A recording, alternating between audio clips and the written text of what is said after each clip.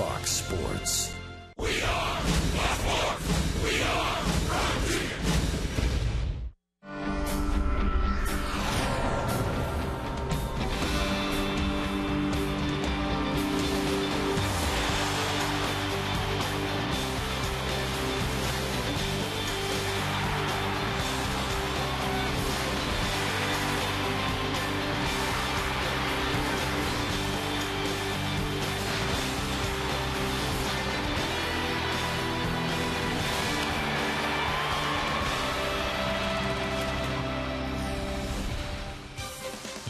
It's time for Dodger Baseball. Live from Dodger Stadium, Prime Ticket presents the Dodgers as they take on the Milwaukee Brewers. Hi, everybody, and a very pleasant Wednesday evening to you, wherever you may be. Welcome to the third game of the four-game series with the Brewers. The Brewers have beaten the Dodgers 4 out of 5. All 5 meetings decided by one run, one of them in overtime, or extra innings as you prefer. Tonight it'll be Clayton Kershaw on the mound for the Dodgers and Giovanni Gallardo going for Milwaukee. The Dodgers last year 4 out of 6, and they've now clinched the series 4 out of 5. One other thought, Dodgers trying to snap a 2-game losing streak for the 5th time. We'll get to the ball game and a whole lot more coming up right after this.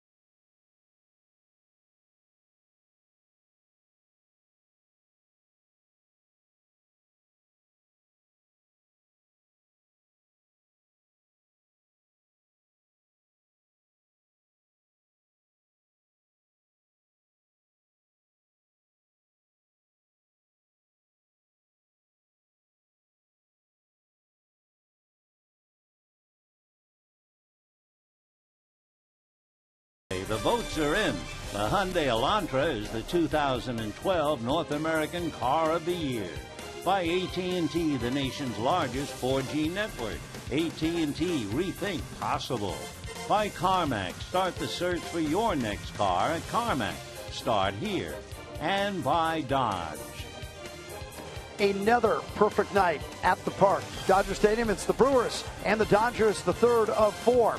Come on out to center field, Jim Watson and Steve Lyons. Clayton Kershaw goes to the bump for the Dodgers tonight. He's trying to end a 2-game skid for the ball club, and for himself, Steve, trying to exercise a few demons. It's our Hyundai key to the game. Yeah, he's had a tough time at home against the Milwaukee Brewers, but I'm not willing to say any team has this guy's number. Obviously, those numbers against the Brewers here at Dodger Stadium don't look that good, but there's no way. This is a lineup that can be pitched to. They are a swing and miss type of ball club. You pitch around Ryan Braun, you get yourself into good pitchers counts like he normally does, break that nasty slider off. I think he can have an excellent night. I don't think he looks at the Brewers and says, oh my gosh, this is a team I can't beat. He can beat anybody. The Dodgers, though, have had trouble with the Brewers this year, losing 4 out of 5 in every game between these two sides has been decided by 1 run. It's a pretty good series. And they better score some more runs. There's no question about that. You got to score to win. Kershaw has never beaten the Brewers here. His opponent, Yovani Gallardo, has never beaten the Dodgers anywhere. Enjoy it.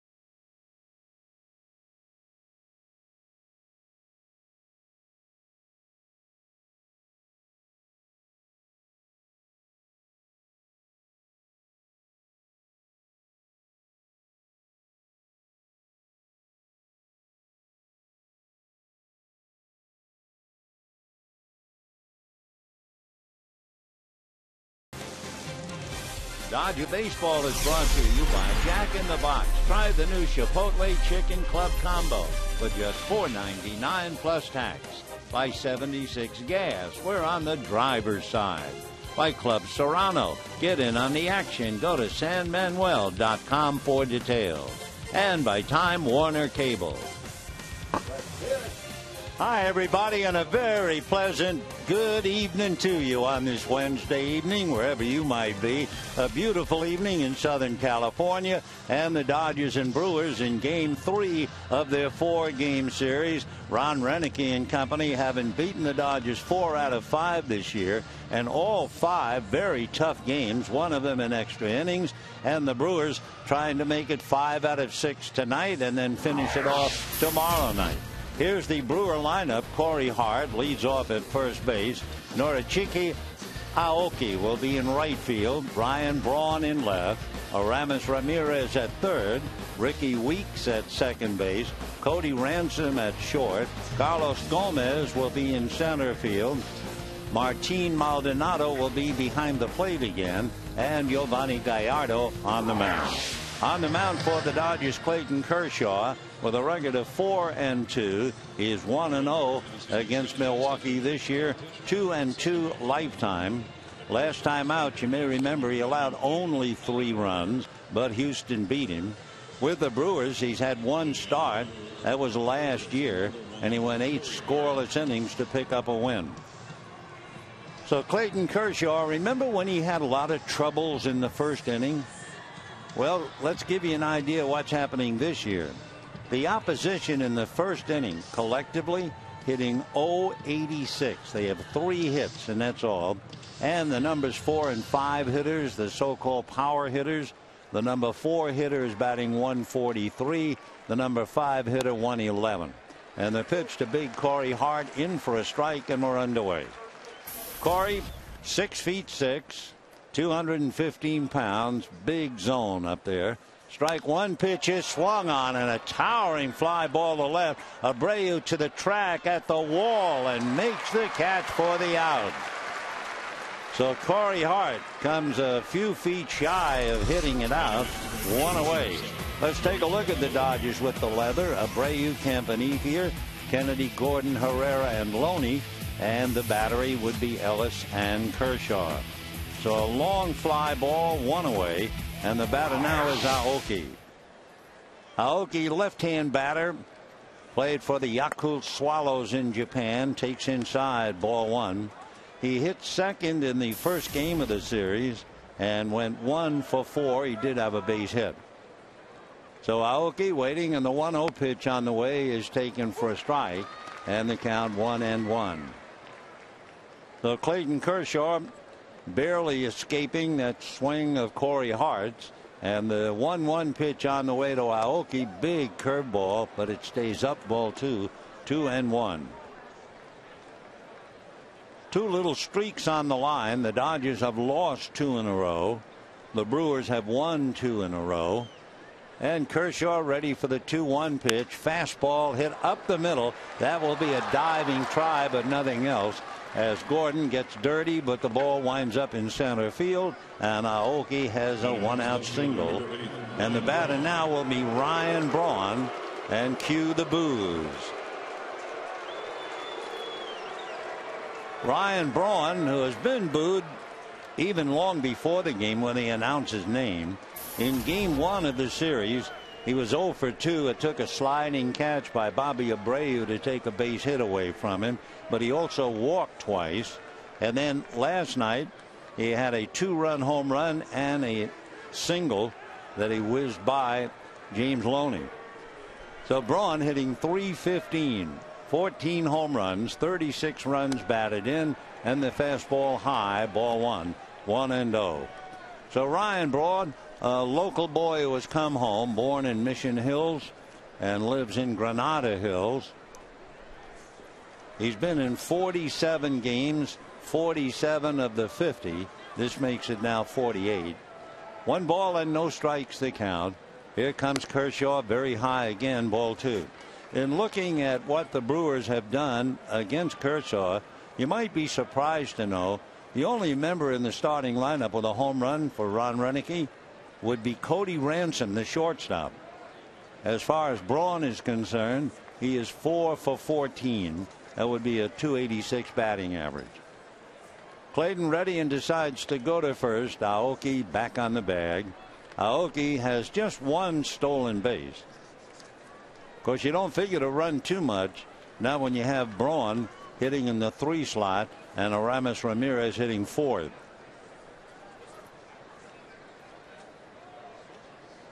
All right, Kershaw out of his stretch. A look over at first, and the 2-0 pitch on the way, and that's on the outside corner, and the count 2-1. Young umpire calling balls and strikes. Alan Porter behind the plate. Alan's been a pro since 2002, lives in Pennsylvania. 2-1 the count to Ryan Braun with that 35-inch bat. The 2-1 pitch on the way, fastball foul back, and the count 2-2. In case you weren't with us last night, we were talking about Braun and the 35-inch bat, and we were asking Manny Mota about any longer bats, and there were about 4 guys with the Pirates years ago. They all swung 37-inch bats, including Roberto Clemente. 2-2 the count to Ryan Braun. Aoki at first with 1 out, and the next pitch is grounded foul outside at third. So Braun is still there at 2-2. In looking at Ryan's numbers, he's had over 200 at bats, plate appearances. He has struck out 37 times, and he has walked 20. So Ryan Braun with a 2-ball 2-strike count. He had a 10-pitch at bat in game 1, and the result of that 10-pitch at bat, that was against Aaron Harang. He walked. So 2 balls and 2 strikes on deck. Aramis Ramirez. Another lengthy at bat for Ryan Braun. Kershaw from a stretch looks over at Aoki. He goes. The pitch is a strike. The throw down is not in time. Braun feels that he really got jobbed on that pitch, but he is rung up by Al Porter. So a pitch that was borderline, and he's called out on strikes. Stealing second base is Aoki, and Kershaw with a big high breaking ball, and not a very good call for Al Porter to put on his resume, but he called it. The throw down, Aoki just did get in there ahead of the tag by Herrera. So with a runner at second and 2 down, Aramis Ramirez coming up. Homered in his second at bat last night, and way out in front of the first pitch. 0-1 the count. Ramirez in last night's game had a home run and a single to drive in 2. He was hit by a pitch, so he wound up going 2 for 3. He went 0 for 3 the game before. 0-1. Ramirez batting .240. 4 home runs, 27 runs batted in. Now Kershaw wants to talk to Ellis. One thing about Kershaw, giving up that stolen base to Aoki, but in his career, well, I should say, yeah, in his career as of the 19th, so bring it up to date, there have been 27 caught and 35 successful steals. The strike 1 pitch is swung on and foul back, and the count 0-2. Dodgers are playing tonight without Don Mattingly. Mattingly hurt his leg on an exercise machine. He came into the dugout, but he will not be able to go to the mound. So if there has to be a pitching change, Rick Honeycutt will make it. If there's an argument, Trey Hillman will come out to represent the club. So 0-2 the count. Now the strike 2 pitch on the way is a check swing and a strike 3. Now Ramirez is arguing. So Al Porter taking a little heat, first from Braun, then from Ramirez. No runs, a hit, and a man left. And at the end of half an inning, on a check swing, it bounced in the dirt. No scores.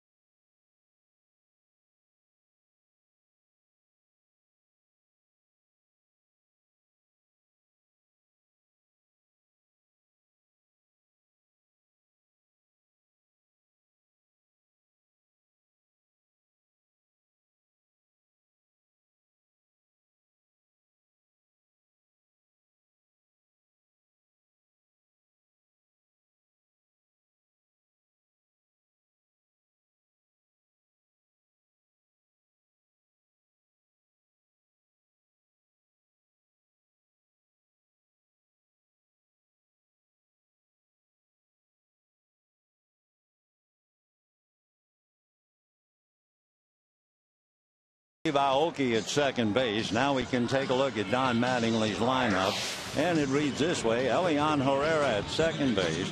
James Loney is hitting in the number 2 slot. Then you have Matt Kemp, Andre Ethier, and Bobby Abreu.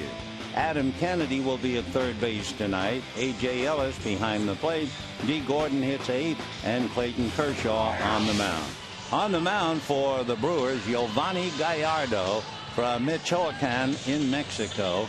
He's 6'1", 215, lives in Fort Worth, Texas. He was a number 2 Brewers pick in 2004. He has the highest number of quality starts so far coming in. He has 8. What does he do well? Well, among other things, he's allowed just 2 home runs in his last 54 innings. The Gallardo comes in with a record of 3-4, and the first pitch in there for a strike to Herrera, batting .302, no home runs, 2 runs batted in. Herrera, who spent 10 years in the minors, originally signed as a catcher and doing a good job at second base.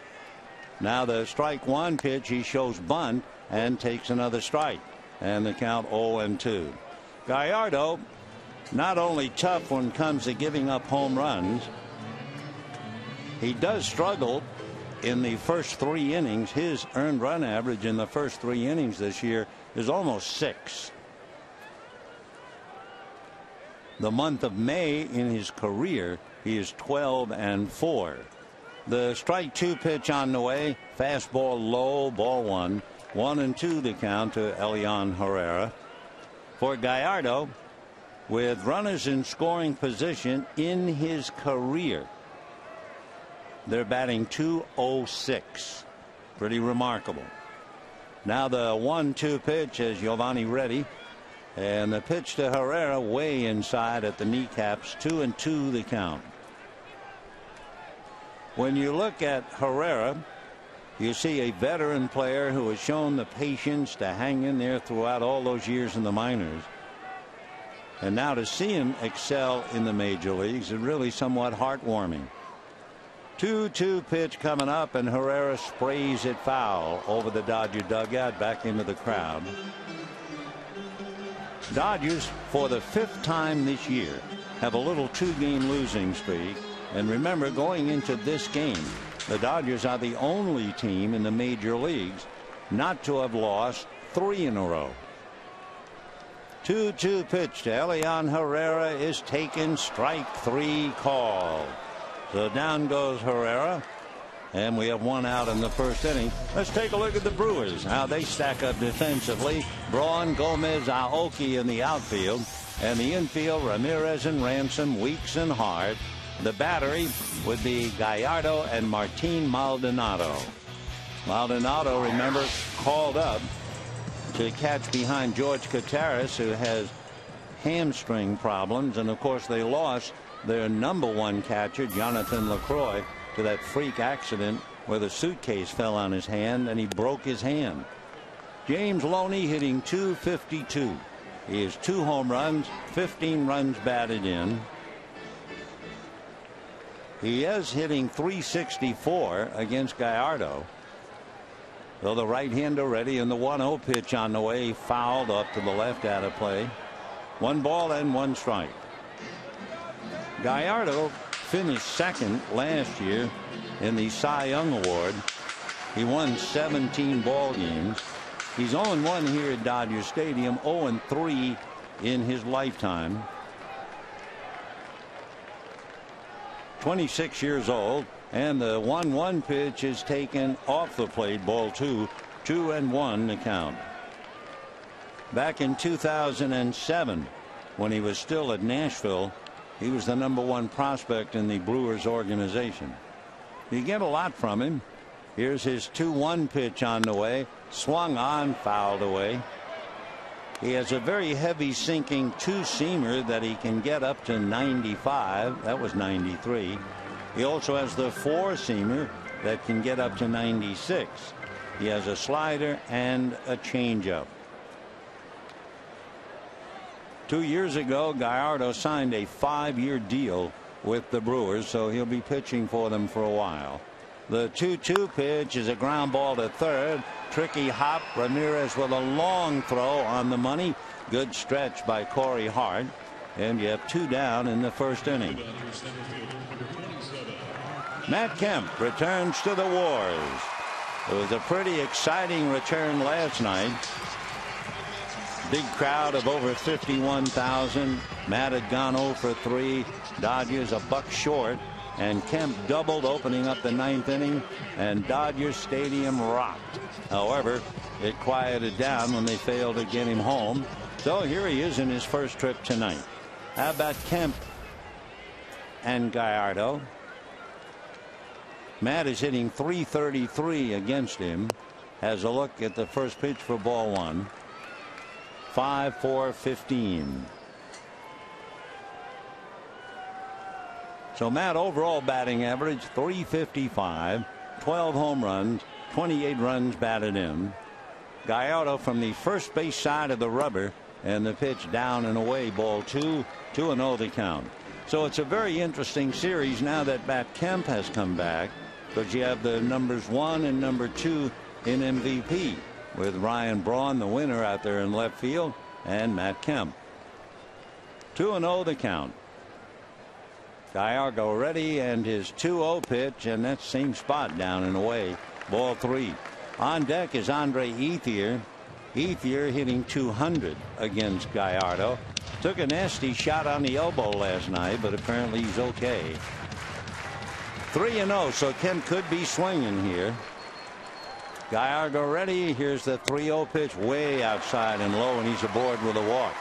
So you get the feeling Gallardo just didn't want any part of him. He walks Kemp on 4, and here's Andre Ethier.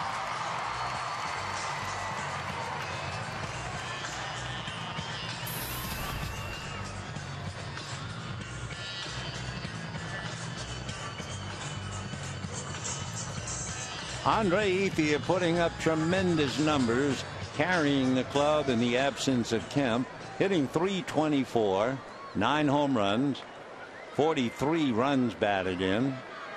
So Andre checking in, and Gallardo ready.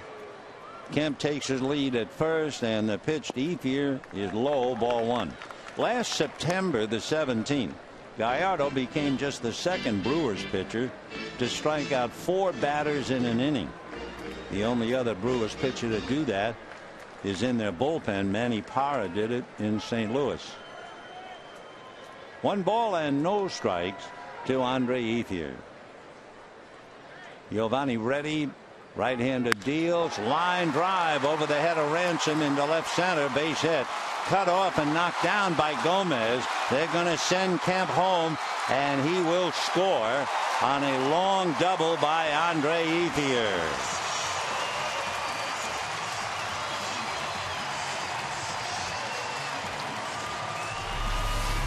So Andre hits that line drive right over the head of the shortstop Ransom, and he hits it so hard it goes into the alley. Gomez tried to cut it off, but all he could do is knock it down, and Matt Kemp scored from first. So if the Dodgers were wondering about a test for that leg and the hamstring, apparently it held up. So the Dodgers lead 1-0, and the batter now will be Bobby Abreu. And for Andre Ethier, he just continues. For Ethier, 44 runs batted in and 17 doubles. Abreu hitting .339. Gallardo's pitch is a little low, ball 1. 1-0 the count.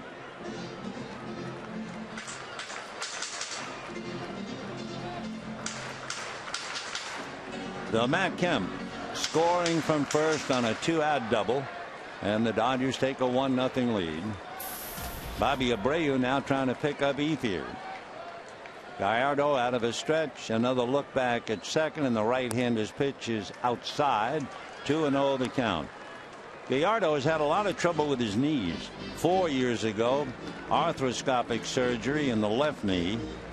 A couple of weeks later, he tore the ACL in the right knee. Right-hander, a 17-game winner last year. Abreu waiting, and the 2-0 pitch to Bobby on the way. Right-hander deals, and this is outside, ball 3. On deck, the left-hand hitting Adam Kennedy. Dodgers loading the lineup with left-handers. A.J. Ellis right-handed, and everybody else plus Kemp. So only Ellis and Kemp, with Herrera a switch hitter. So 7 of the 9 will be coming at Gallardo with left-hand bats. 3-0. Abreu waiting. Gallardo comes back with a 3-0 pitch in for a strike, and the count 3-1.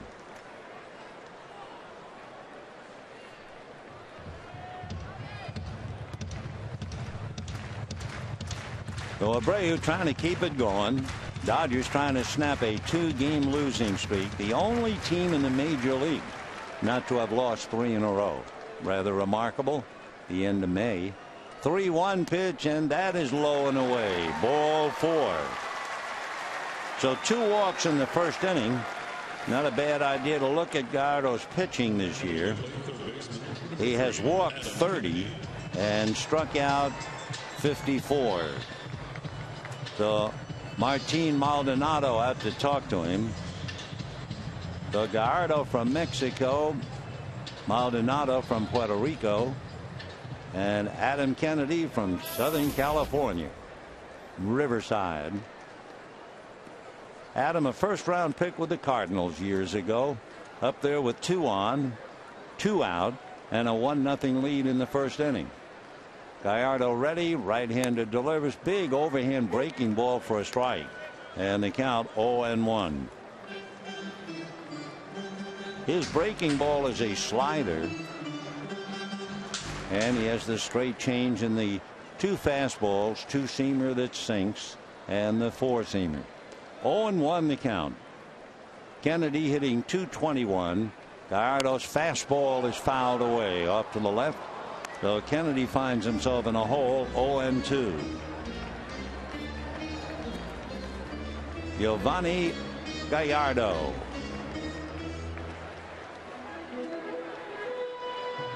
It was 5 years ago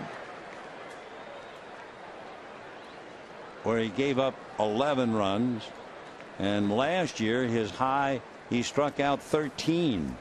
Kennedy hits another foul ball. So for Gallardo, the ups and the downs, 11 runs given up, but 13 strikeouts. So the 17-game winner from last year gives up a run. Last year the league hit .245 against him. 1-0 Dodgers. 2 on, 2 out. Kennedy at the plate. No balls, 2 strikes. Gallardo set at the belt. Giovanni ready and deal very high. That brought Maldonado out of his crouch. A 93-mile-an-hour 4-seamer and a 1-ball, 2-strike count.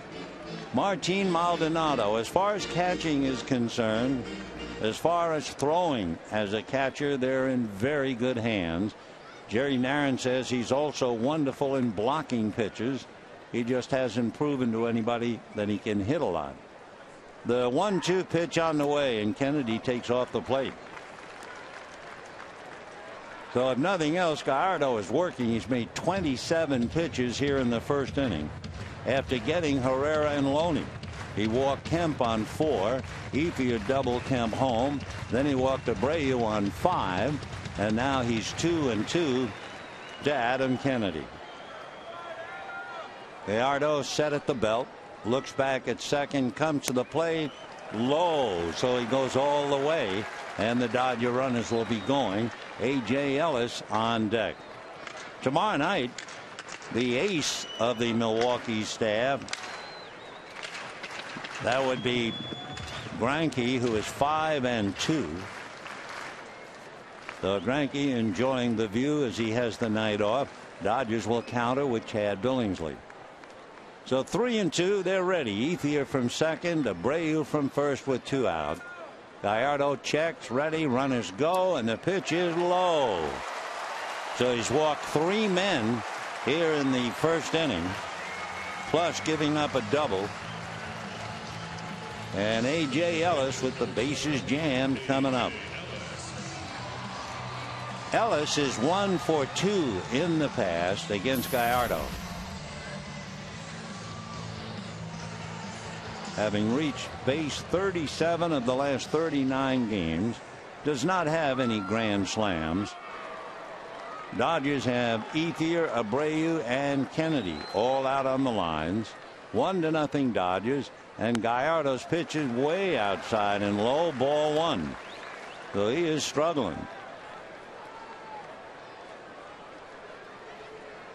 In looking back over his career, and now Rick Kranitz is going out, the pitching coach, to see if he can't help him out. Last year, in a game in May against the Mets, he walked a half a dozen. He's also done that against Cleveland and Cincinnati years before. But last year, he had the same kind of an outing. So Gallardo got the first 2 outs easily. Walked Kemp. Ethier doubled him home. Then he walked Abreu. Then he walked Kennedy. And his first pitch wasn't close to Ellis. 1 ball and no strikes. On deck is D. Gordon. So Ellis is the 7th man to come to the plate in the first inning. Gallardo at the belt, ready, and the right-handed delivers off the plate. 2-0. He's not really close either. It's not as if he's given a double look at Al Porter. 2 balls and no strikes to Ellis, hitting .315, 5 home runs, 23 runs batted in. Gallardo delivers, fastball low, ball 3. So the young man from Mexico making 32 pitches, and he's not out of it yet. 3-0 to Ellis. Right-hander ready, and the 3-0 pitch with 2 out, and it's a fastball in there for a strike at 93. 3-1 to AJ.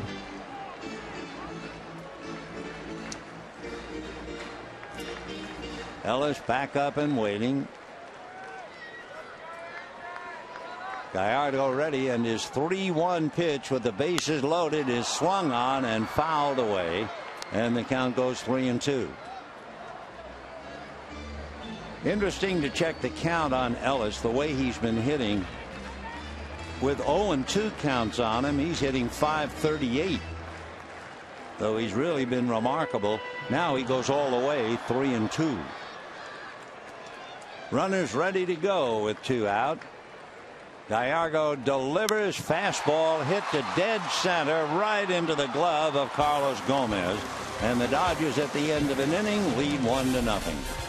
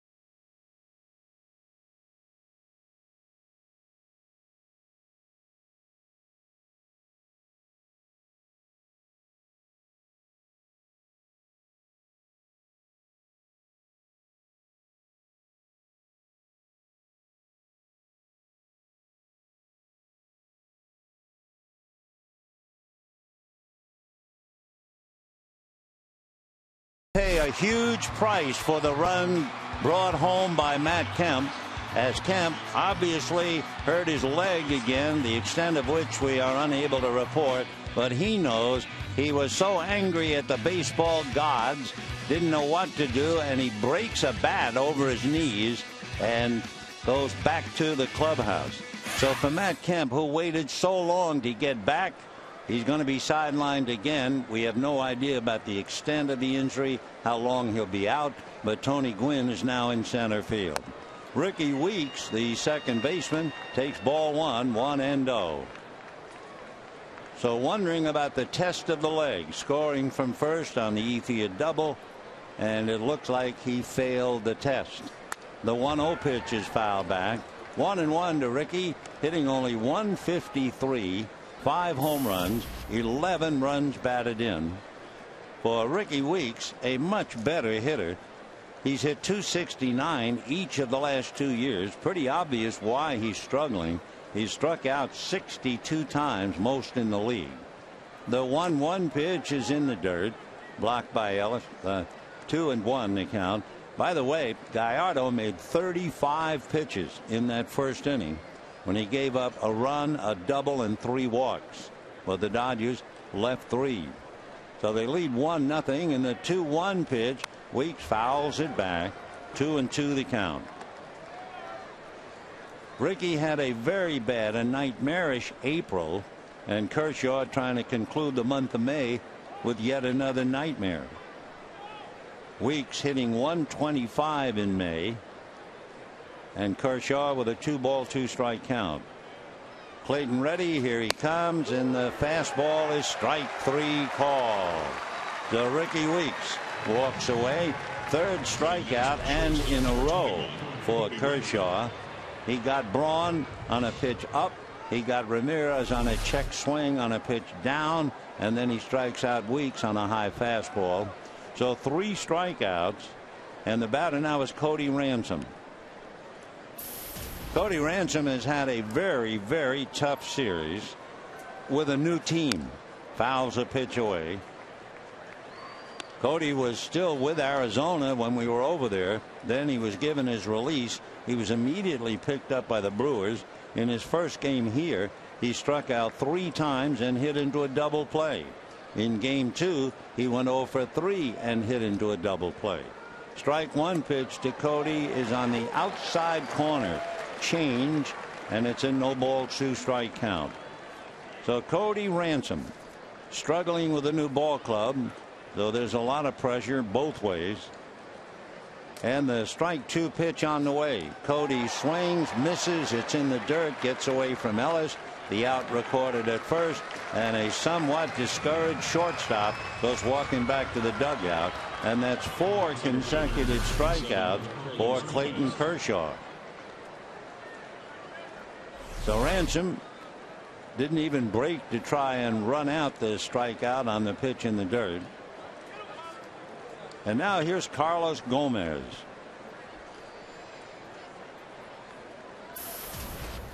Gomez did not have an at-bat last night.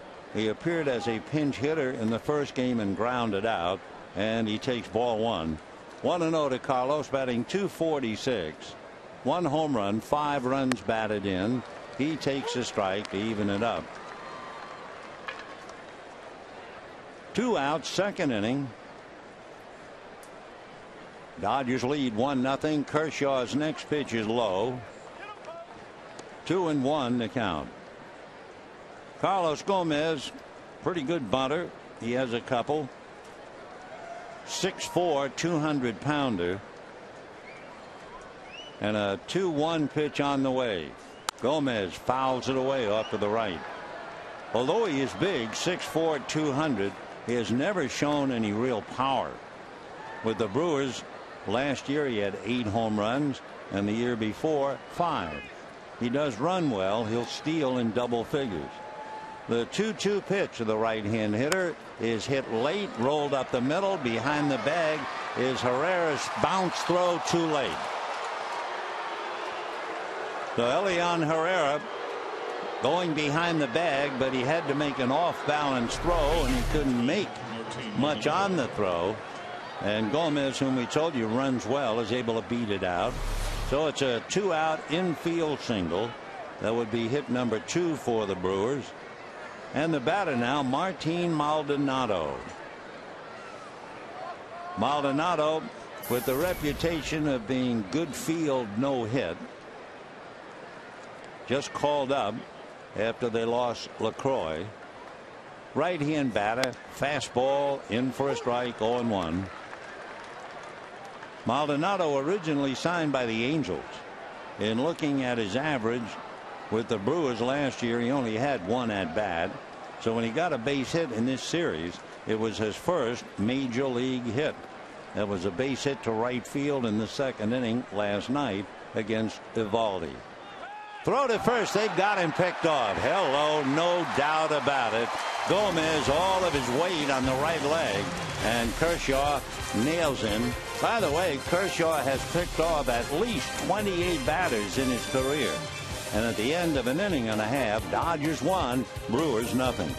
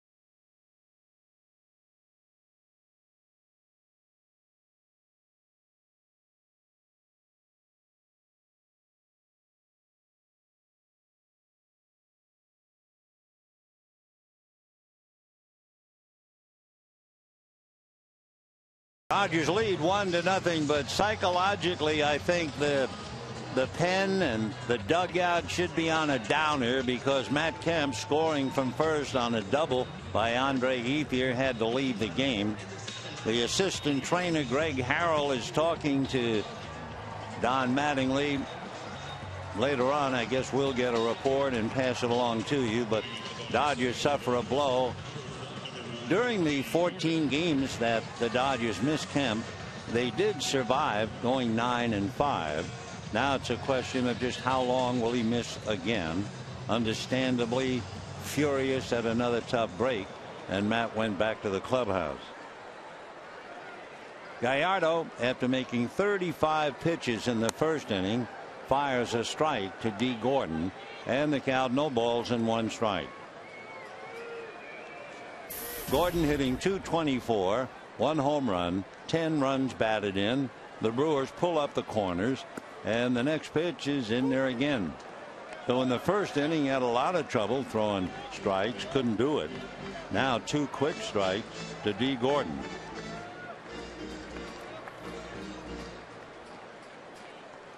Gallardo trying to help the Brewers win 3 in a row. Gordon trying to help the Dodgers snap a 2-game losing streak. The pitch low and inside, a scrambling stop by Maldonado. 1-2 the count. Kershaw in 2 innings made fewer pitches than Gallardo made in the first inning. Clayton's on deck. And the 1-2 pitch on the way. Fastball hit late and down into the crowd. Still 1-2 to D. Gordon. By the way, add 1 to the pickoffs for Clayton Kershaw. We thought it was his 28th, but in further checking, he has now picked off 29 runners at first base in his career. Second to Mark Burley. All right, the 1-2 pitch coming up to Gordon. Check swing, strike 3, and down he goes. That would be the second strikeout for Gallardo. And the batter will be Kershaw. Say, don't forget, Monday, June 11, Dodgers and Angels. It'll be Jaime Jarrín Dodger T-shirt and tribute night, presented by Univision Radio. Fans with the first 30,000 ballot tickets will receive a Jaime Jarrín T-shirt highlighting his famous home run call. For tickets, visit Dodgers.com/promotions. Clayton Kershaw takes the strike. 0-1 to count. Kershaw hitting .158. Clayton has 3 hits, one of them a double. The strike one pitch is taken low and away. 1 ball and 1 strike.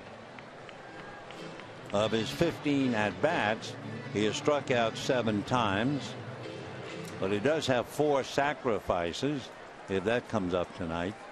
The 1-1 pitch on the way. Kershaw takes off the plate. Ball 2, 2-1.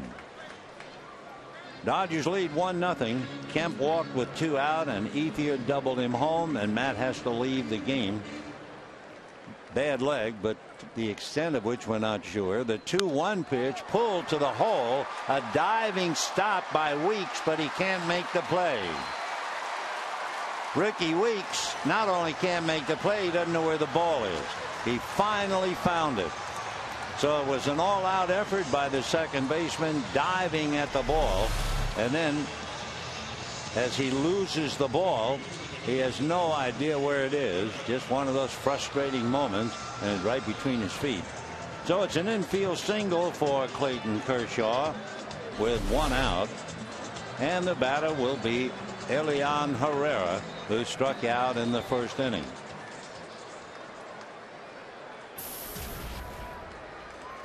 Herrera 0 for 1 in the leadoff spot. Couple of changes when you look at the lineup. Herrera leading off, and how about Loney hitting second?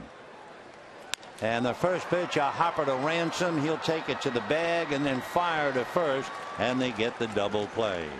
So a 6-3 DP, no runs, 1 hit, nobody left. At the end of 2, Dodgers 1, Brewers nothing.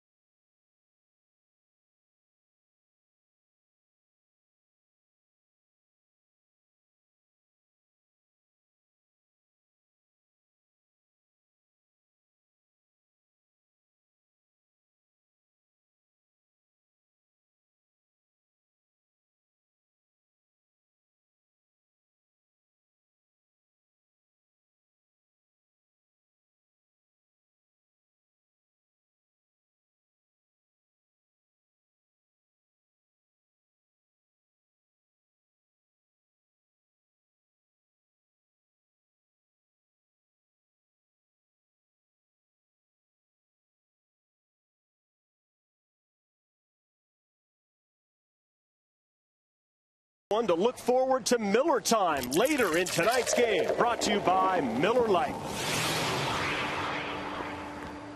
Third inning, Dodgers leading the Brewers 1-0. Lovely evening in the ballpark. 69 degrees when the game started. Martin Maldonado followed by Giovanni Gallardo, and then the top of the order, Corey Hart. Maldonado was at the plate, remember, when Carlos Gomez was picked off first base. The Martin out of Puerto Rico, ready to go to work with his first major league hit tucked under his belt yesterday. Kershaw ready, and the left-hander's fastball whistles in for a strike. 93 miles an hour. 0-1 to Maldonado. Just called up from Nashville. The strike one pitch on the way, and the catcher hammers one down the left field line, going into the corner and foul. Well, in the first inning, you may remember that Corey Hart sent Abreu to the wall, and that low pitch with Kershaw trying like a bowler hoping it will get a strike. This time he was using body language, hoping it would go foul, and it did. Maldonado had 4 home runs. Corey Hart knows about how near and yet so far. 0-2 the count. Kershaw back, and the pitch is low. Talking about home runs with Kershaw, he has allowed 6. He and Chad Billingsley are tied with a half a dozen. 1-2 to Maldonado. Maldonado is an unofficial team barber as he takes low. Yeah, that's right. He's a good man. His skills in barbering run in the family. His brother owns a shop in Puerto Rico, and he hangs out there during the off season. 2-2 pitch on the way is swung on and fouled off. So Maldonado expanded his barber knowledge. He took several classes, practice in his brother's shop, and now wherever he goes, he's become the barber. When he came to the minor leagues, he gave a few haircuts. The news spread quickly, and they all go to him to get a trimming.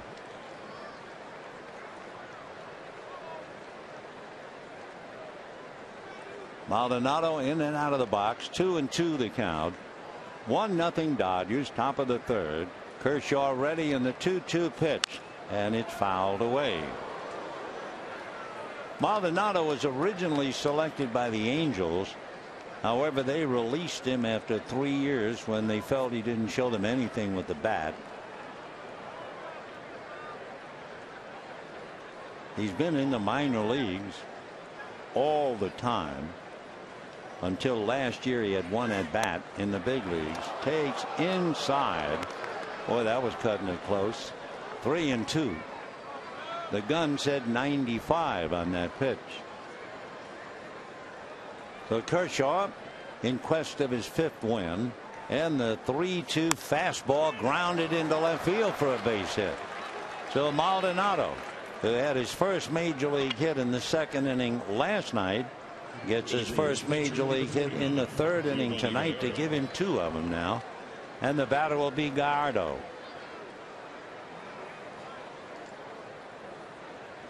That would be hit number 3 against Kershaw. And looking at Gallardo with the bat, he has 2 sacrifices, and the Dodgers certainly think he's up there. However, he's a very good athlete and a pretty good hitter with 9 home runs in his career. And he won that Silver Slugger Award as a hitting pitcher. But he is showing bunt, pulls the bat back and takes a strike, and the count 0-1. Gallardo has struck out 8 times in 20 at bats. Checking with Ed Cedar, coaching at third. Garth Orge over at first. 0-1. It's 1-0 Dodgers 3rd inning. Kershaw decides to go to first. Maldonado back on the bag. Carlos Gomez was picked off by Kershaw in the 2nd inning. Gomez had stolen 5 out of 7. So here's the strike 1 pitch. Gallardo in a crouch and gets the bunt down. Good bunt. Kershaw has to go to first. So on the sacrifice, Martin Maldonado is at second base. 1 out, and Corey Hart coming up. Corey Hart is a very, very hungry hitter. In the first game, Corey went 0 for 4 and struck out twice. Last night he went 0 for 4 and struck out twice. So that's 0 for 8 with 4 strikeouts. And then he sent Abreu to the wall in the 1st inning for a long out. So he is 0 for 9 in the series. Big right hand batter, and the fastball moves him out of there. 1 ball and no strikes. So Corey Hart, always a threat to hit 1 out. He had 26 home runs last year and 31 the year before. And you have the tying run, Maldonado at second base with 1 out here in the 3rd. Hart with 10 home runs, 23 runs batted in. The next pitch is a fastball a little high. Ball 2, and that was 94 on the gun. So Maldonado single left. Gallardo sacrifices. Hart with the count his way, 2-0.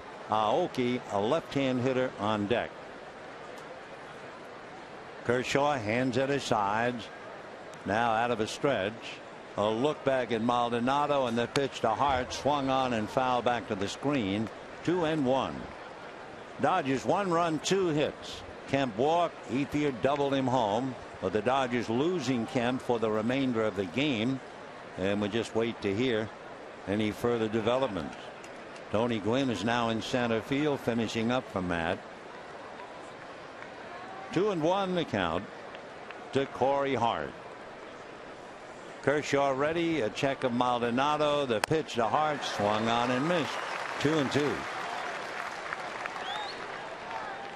Hart, with his 10 home runs, pays the price.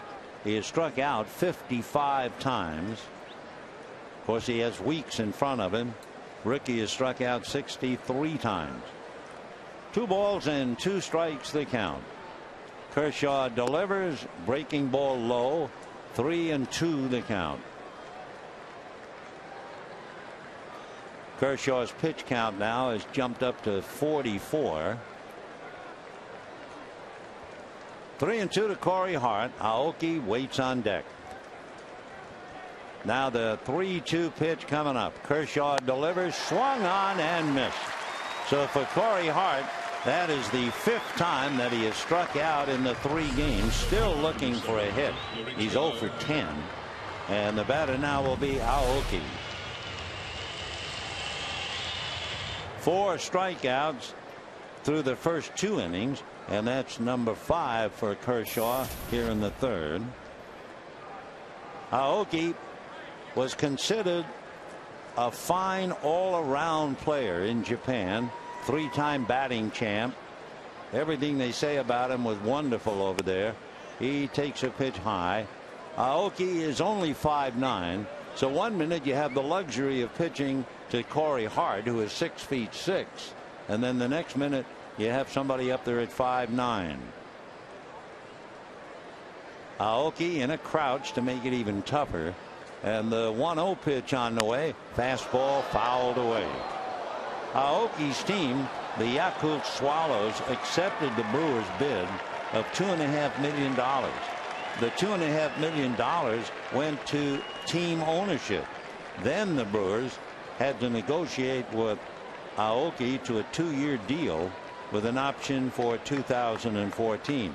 So he cost a lot of money. He's a good player. 1 ball and 1 strike. Kershaw's fastball is high, ball 2. Interesting too that Norichika was a pitcher throughout high school. Didn't go to the outfield until he entered Waseda University, where he majored in human sciences. Trying to pick up Maldonado from second base with 2 out. The 2-1 pitch on the way. Aoki grounds it foul outside of third, and the count 2-2. Put up good numbers. 1 year with the Swallows in 2007, he hit 20 home runs. Last year, he hit just 4. One of the most complete position players in Japan. That was the report on him. 2-2 the count to Aoki. Here comes Kershaw, and it's swung on. Little chopper over the mound. Herrera charges, throws, and gets him. Nice play by Elian Herrera. And the Brewers leave the tying run at second base. And at the end of 2.5 innings, Dodgers 1, Brewers nothing.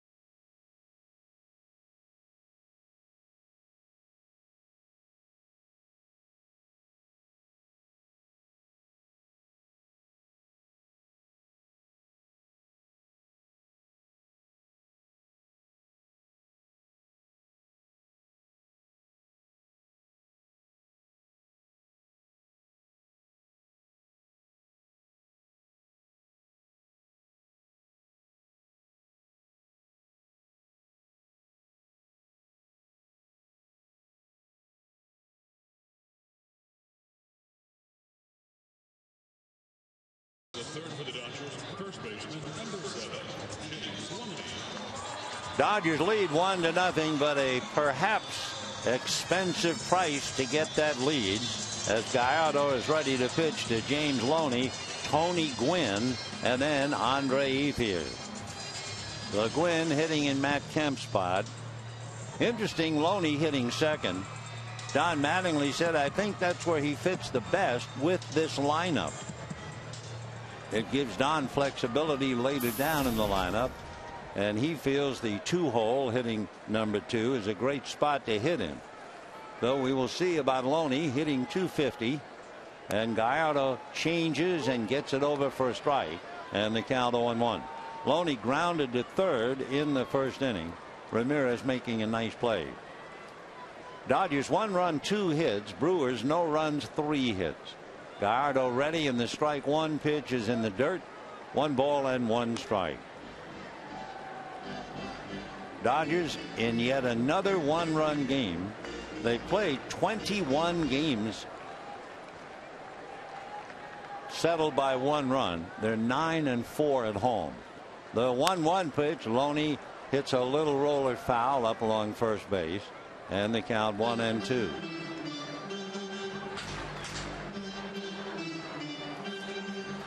James Loney with that .250 batting average, but of course it's the fact that he has struggled so much against left-hand pitching that has kept his average down. He's hitting .279 against right-hand pitching. Against left, 175. The 1-2 pitch on the way, high fly ball, very playable. Ryan Braun looking up into almost a purple sky, and just like that, 1 away.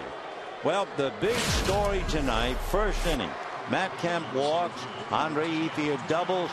Matt, while going home, felt a pain in the leg, got it out, scored the run.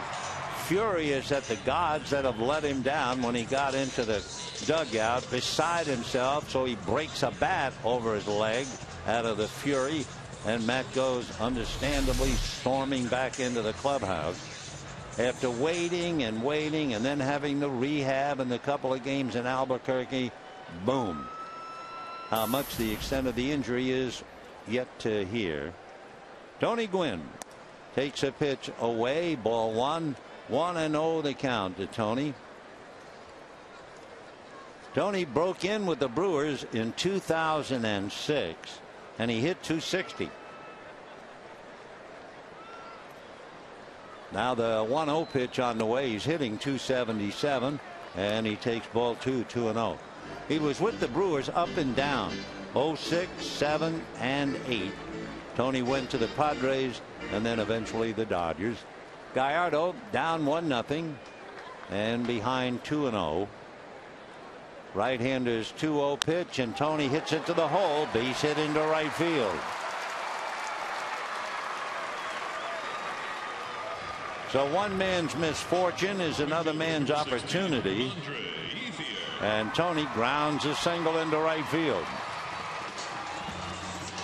Andre Ethier, who doubled the left center to drive in Kemp in the first inning, is coming up. Ethier singled and doubled the left center last night in the 6th inning, and his double last night scored Ivan de Jesus. So Andre Ethier, 44 runs batted in. Of course, if you go back 3 years, that's when he had that banner year of 106. So Ethier waiting. Gallardo throws over to first. Gwynn diving back to the bag. Tony has stolen 5 out of 8. With 1 out, Ethier at the plate, and waiting on deck, Bobby Abreu. Gwynn's high in stolen bases, 34 in the minor leagues. The pitch to Ethier, hit into the hole on the left side for a base hit, and Gwynn stops at second. So Andre Ethier double the left center, singles to left, so he is 2 for 2 tonight. He was 2 for 3 last night, so that's 4 hits, and he had a double and a single in the first game. So Andre Ethier has a half a dozen hits. He was also hit by a pitch, remember, last night. So what a contrast over there on the right side. Ethier with 6 hits and Corey Hart 0 for 10. And here is Abreu. Bobby with over 1,400 walks. Behind Eddie Matthews. Bobby waiting, takes a slow breaking ball that misses, ball 1. Abreu walked in the first inning. Bobby hitting .339, 7 runs batted in. He's up there with 2 on, 1 out, and the Dodgers trying to add to a 1-0 lead. The 1-0 pitch coming up by Gallardo, and that's taken for a strike, and the count 1-1.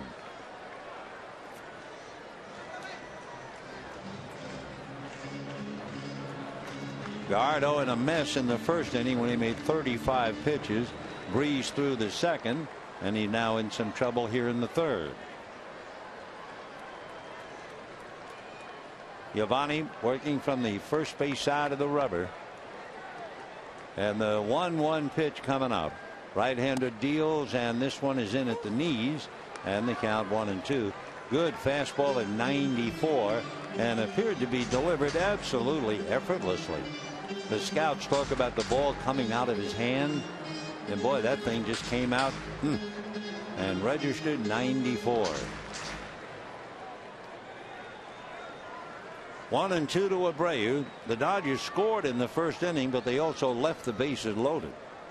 Here's the 1-2 pitch with 1 out. Gallardo ready, and the next one is in there. Strike 3 called. So Abreu just standing in the plate, slowly walks away. That's the second out. It's also the 3rd strikeout for Giovanni Gallardo. So 2 out, and Adam Kennedy, who walked in the first inning, checking in. 1 run, 4 hits for the Dodgers. No runs, 3 hits for the Brewers. Brewers have left 2. So far, the Dodgers have left 3 in danger of leaving 5. Out of a stretch goes Giovanni, and the first pitch is swung on and missed. 0-1. Dodgers scored in the first inning. Kemp walked. Ethier doubled him home, but Matt had to leave. Something wrong with the leg. No balls and 1 strike to count. Adam waiting. Gallardo checks, comes back very high. 1 ball and 1 strike. So in the inning, he got Loney on a fly ball to left. Gwynn single to right. Ethier single to left. But Abreu called out on strikes. Now he's 1-1 to Adam Kennedy.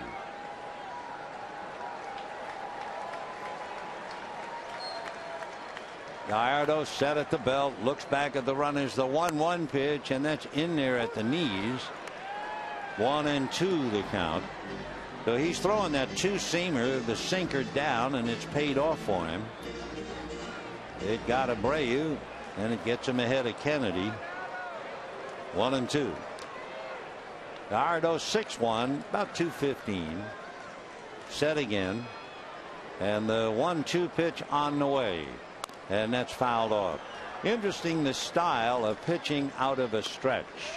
All Gallardo does is bring his hands together at the belt. Clayton Kershaw looks like he's in a subway hanging from the strap. His hands and arms fully extended. I mean, you talk about pitching out of the stretch. Clayton stretches, not Gallardo. 1-2 the count to Adam Kennedy. Gallardo ready. Here he comes. Fastball in the dirt. Nice block by Maldonado. That's what they said about him. He's a very good catcher in blocking pitches. Gallardo now, his pitch count is 62, so he's laboring only in the 3rd inning. A.J. Ellis waiting on deck. So Gwynn and Ethier out on the lines, and the deuce is wild. 2 balls, 2 strikes, 2 out, and 2 on. Kennedy waiting. Gallardo ready. And the right-hander's pitch is swung on, hit foul off third, down the line, and will go back into the crowd. Still 2-2. Adam Kennedy has been playing in the big league since 1999. A year with the Cardinals, then 7 years with the Angels, then back with the Cardinals, then the A's, then the Nationals and the Mariners, and now with the Dodgers. 2-2 the count. Gallardo trying to get out of the jam, and the pitch is swung on and missed.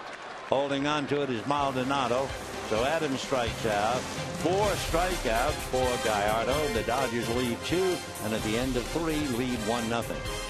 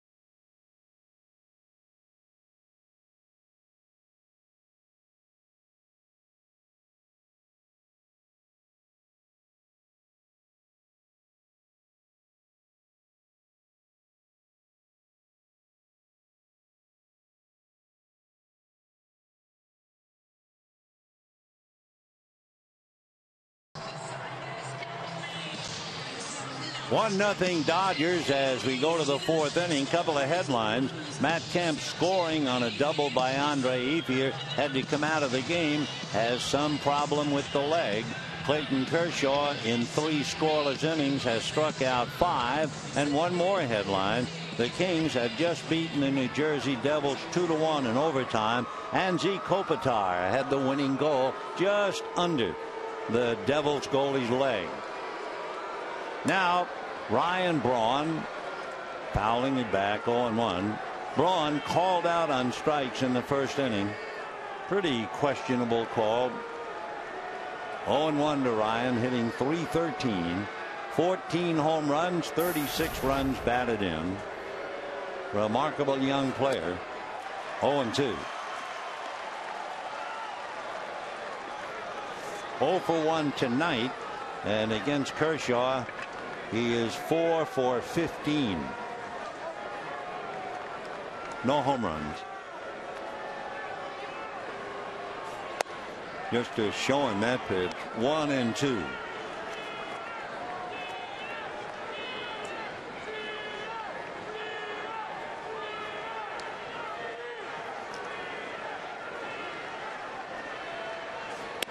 Two and 2. Ryan Braun served notice to every pitcher in the league. In his first 3 years, he had 103 home runs. I mean, his name was up with DiMaggio, Matthews. Fouled away. Albert Pujols in his first 3 major league seasons had 114. So Ryan Braun, Rookie of the Year in 2007, most valuable player last year, 6'2", 200-pounder. Off speed, got him. So he was looking for anything but the change, and Clayton Kershaw picks up his 6th strikeout. Big, slow breaking ball, and dipped in. It was a similar pitch that struck him out in the 1st inning. This perhaps better located in the strike zone than the other one. So now the batter is Aramis Ramirez. And he whacks one down the left field line in there for a base hit. Abreu was over to pick it up, and Ramirez easily steaming into second with a 1-out double. So the tying run is out there, and the batter will be Ricky Weeks. Pitch down around the knees, and Ramirez all over it. For Aramis Ramirez, a bullet double into the corner. He has 15 doubles, 2 triples, and 4 home runs. Weeks and Ransom coming up. Certainly on paper, not much of a threat. Weeks is hitting 152, and Ransom so far has had a very tough series. Both Weeks and Ransom struck out in the second inning. Ball 1.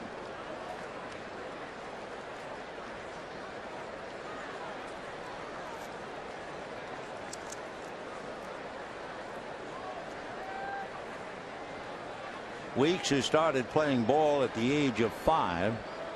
This close pal growing up when they were about 10 was Prince Fielder. That's on the corner. Maybe part of Weeks' problem, he misses his buddy with Fielder being traded to Detroit. Prince was drafted by Milwaukee in 2002 and Weeks in 2003. Can't believe a 152 batting average. 1-1. Ball 2. The last couple of years, well, in 09 Weeks hit 272, and then in 10 and last year he hit 269. And power, he had 29 home runs 2 years ago, 20 last year. He does have 5 right now. 2-1 to Ricky Weeks. 94-mile-an-hour fastball. He's already leading in the unenviable department of strikeouts, and he's up against a pitcher who is trying to get his 7th strikeout, Clayton Kershaw. Weeks has already struck out 63 times. 2-2.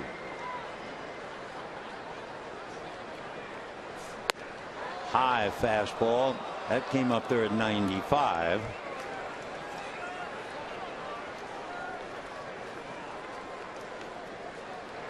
Waiting on deck, Cody Ransom. So a full count, big pitch.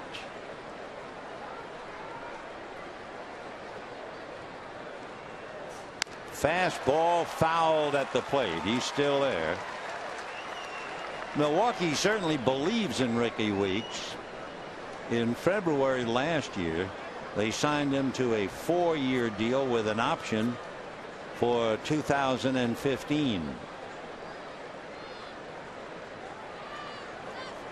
Ricky's grandfather in the 40s played in the Negro Leagues for the Newark Bears. 3-2. Fastball for ball 4. So it was a fastball at 93 and on the hands. And here's Ransom. The Cody with his new ball club, just to repeat, struck out 3 times and hit into a double play in game 1. Went 0 for 3 hitting into a double play last night and struck out first time up. So Cody, who was originally drafted by the Giants, 10 years in the major leagues, and he's bounced around a bit. So having spent 10 years, he understands the pressure and he knows what to do with it. Off speed for ball 1. 1-0. Cody was born in Mesa, Arizona. He lives in Chandler, went to Grand Canyon University, and back in 1998 he was a Giants' 9th pick. He has remarkable spring in his legs. 1-1. They say that he can dunk a basketball from a standing position. He had a brother who was drafted by the Giants, and the big thing about him, in August of 2008 Cody became the first player to homer in his first 2 Yankees at bat. First ever. 1-1 to count. 1-0 Dodgers, 4th inning. 1-2. In looking at Ransom's career, he's never had a lot of at-bats in 1 year. But let's put it this way, when he has had a lot of at-bats, even in the minors, he strikes out over 100 times. So as the scouts would say, he has some holes, obviously, in his swing. 1-2 the count to Cody Ransom. Big breaking ball missed. The only word we have on Matt Kemp, he aggravated the left hamstring. He'll have an MRI tomorrow. 2-2. Ramirez the tying run at second. Weeks at first. 1 out. 2-2 to Cody Ransom. Fast one in the dirt. Another nice save by A.J. Ellis. So with a full count and 1 down, Ransom the batter and Carlos Gomez on deck. Cody Ransom's career batting average is .220.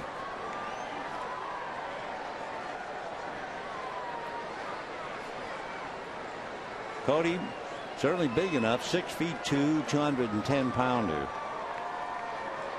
3-2. The runners do not go, and it's foul back. Of course, Cody's been around a long time. He's 36, and young Kershaw going head-to-head with him right now. 4th inning, 1-0 Dodgers.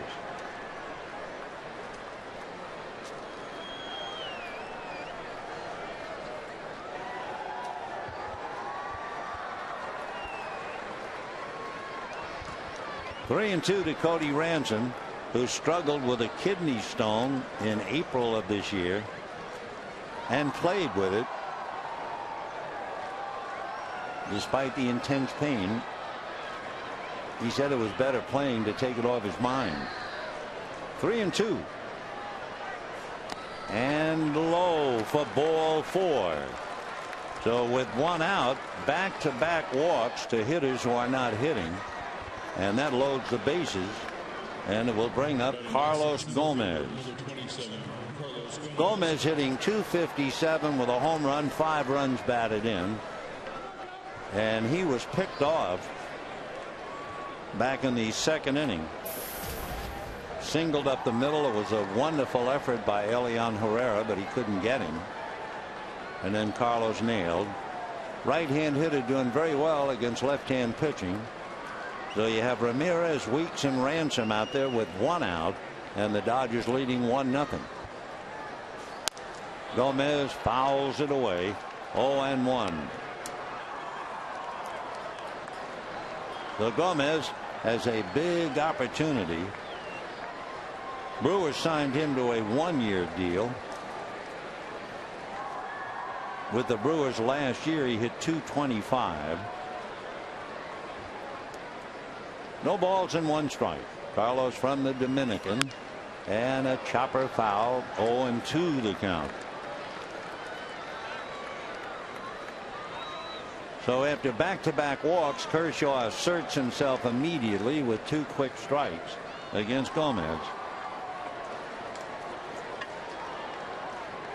His father played professional softball in the Dominican Republic. 0-2 to Carlos. Fastball drives him away. That was 93. Gomez originally drafted by the Mets. Came up to the Mets in 07. Didn't do much. Then over to the Twins for 2 years. Back to the minors. And then 2 years ago came back up with the Brewers. 1-2. Curveball hit to the hole and through. Here comes Ramirez to score. And the Brewers have tied it up. Then behind Ramirez comes Weeks and it is 2-1 in favor of the Brewers. So Carlos Gomez, a ground single into left field. He's 2 for 2 and 2 ribbies. So those 2 walks to Weeks and Ransom, 2 fellas who are not hitting, really hurt Kershaw. We explained at the start of the game that Don Mattingly hurt his right calf on an exercise machine, so he can't make the trips out. As we understand it, Honeycutt will not only go out to counsel, but Honeycutt would also go out and bring a hook with him. If there is an argument to be held, a discussion of any kind with the umpires, Trey Hillman would go out. So Kershaw hits a blank spot, a double, a couple of walks, and a base hit. 2 runs, 5 hits for the Brewers. 1 run, 4 hits for the Dodgers. And again, a tough 1-run game. All 5 previous Dodger Brewers games decided by 1 run. Kershaw, meanwhile, is struggling. This will be his 26th pitch of the inning, facing Maldonado. And that's in for a strike. Maldonado grounded a single to left field in the 3rd inning.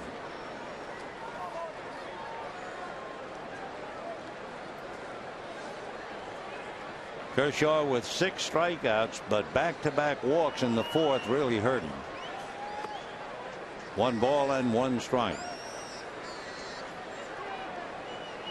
Still only 1 out. That was the leadoff man, Ryan Braun, who struck out. Then Ramirez double, Weeks and Ransom walk, and Gomez singles to drive in 2.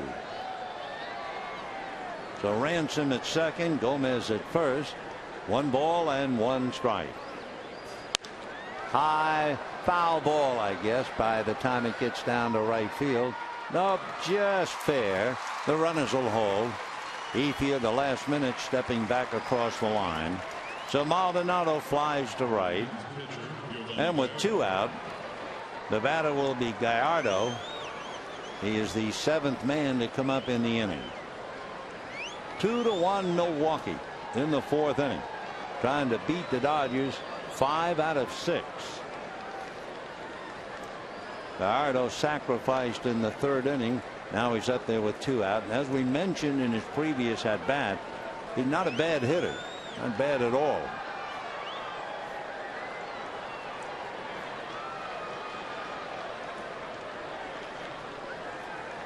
Gallardo, right-hand batter, and a strike. 0-1. 2 runs, 5 hits for the Brewers, 1 run, 4 hits for the Dodgers.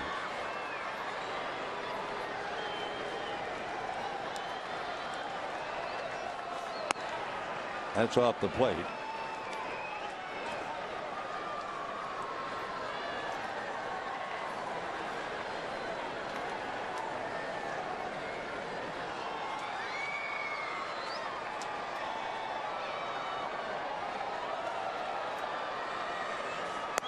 Fastball on the outside corner.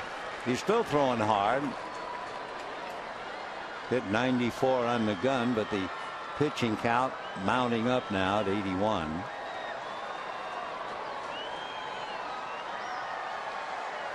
One and 2. Check, and running over to 3rd base while they look down at first is Cody Ransom. So while the Dodgers were appealing for a swing to Tony Randazzo, there was no timeout, and Ransom probably steals 3rd.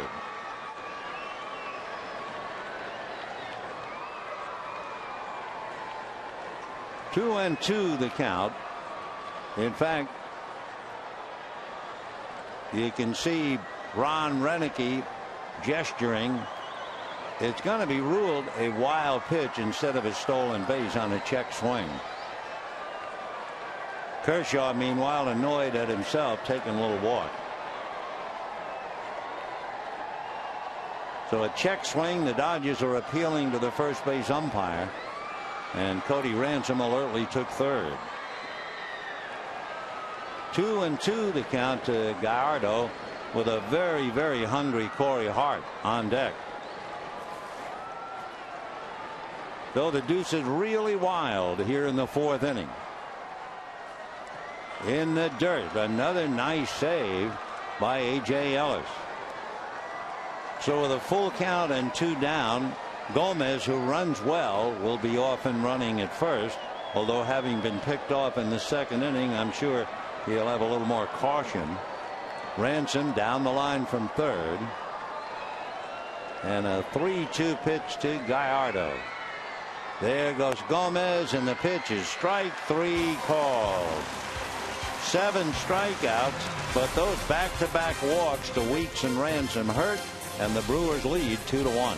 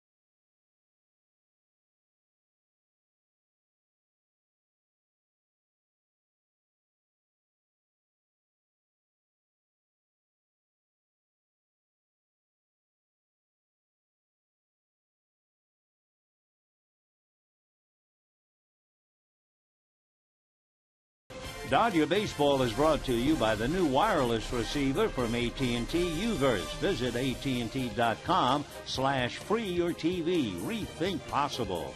By El Pollo Loco, crazy you can taste. And by Mercury Insurance. Buy a policy and get a free Dodger jersey from your local agent. Brewers lead the Dodgers 2-1 as we go to the bottom of the 4th inning. It'll be the bottom of the order. A.J. Ellis, D. Gordon, and then Clayton Kershaw. Kershaw, by the way, made 34 pitches in the 4th inning. So he's made 84 pitches in 4 innings. And there's no way he stay in there averaging 20 pitches an inning. Meanwhile, Carlos Gomez had that base hit to drive in 2. That makes him feel better after the base hit when he was picked off. And that's ball 1 to Ellis, who flied to center with the bases loaded for the 3rd out in the 1st inning. That's a strike. Dodgers have left 5 in 3 innings, and the Brewers have left 4 in their 4 innings. The D-backs and the Giants. That's why the ball game, as Ellis talks to the plate umpire. Al Porter is getting his ears burned from both teams. 1-1 the count. Breaking ball hit down to Ransom. Plenty of time to get Ellis. 1 away. A reminder, friends, the Dodgers and the Angels at Dodger Stadium, June 11, 12, and 13. And we'll have a ball. There'll be giveaways and fun for the whole family all series long. For tickets to all of the Freeway Series games, visit Dodgers.com/tickets. The D-backs and the Giants are in the 5th inning in a 1-1 tie. 2 front-line pitchers, 2 star pitchers are locked in, Ian Kennedy and Tim Lincecum. And yet, when they take the mound tonight, together they had 5 wins. 5 wins and 10 losses because Kennedy is 3-5, Lincecum 2-5.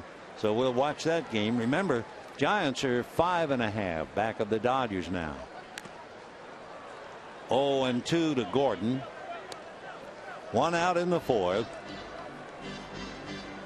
Brewers 2 runs, 5 hits, no errors. Dodgers 1 run, 4 hits, no errors. Gallardo trying to win his 4th and balance his books. Bounce that one. 1 and 2. Giovanni was a 17-game winner last year. May has been a wonderful month for him in his career. He's 12 and 4, but he is 0 and 3 against the Dodgers in his career. Fouled away.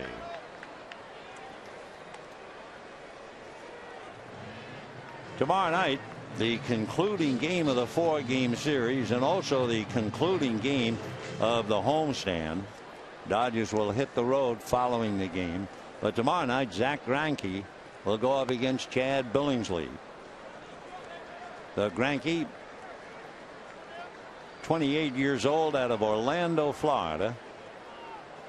Originally drafted by the Royals. He was a first-round pick. Cy Young Award winner back in 09. And that'll do it for D. Gordon. So Gordon strikes out a second time. 5 strikeouts for Gallardo and a total of 12 strikeouts in the game. All right, let's see if you can come up with the answer. Last year, Clayton Kershaw became the 5th Dodger pitcher to win a Gold Glove. Who are the others? Give you the answer in a while. Clayton batting 200. Fouled away.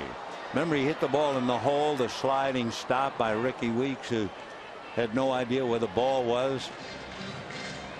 Clayton had himself a hit. 0 and 1. 1 ball and 1 strike. 2 out, 4th inning. Brewers 2 runs, 5 hits. Dodgers 1 run, 4 hits. 1 and 1. Ball 2. Gallardo has made 76 pitches. Kershaw's made 84, and we're only in the 4th inning. Bouncer, comebacker. Nice play by Gallardo, and Kershaw losing a second hit. So 1, 2, 3, and at the end of 4, it's 2-1 Brewers.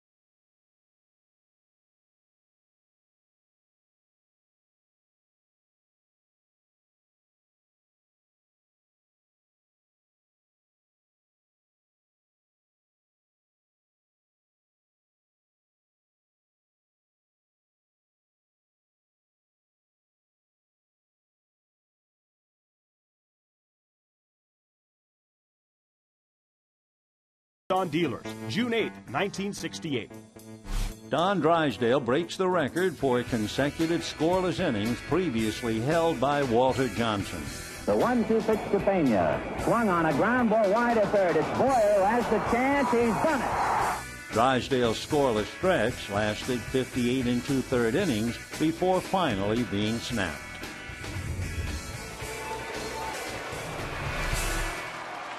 Number 53. One of the members of the Dodgers whose name will never be forgotten or overlooked as long as they play this great game.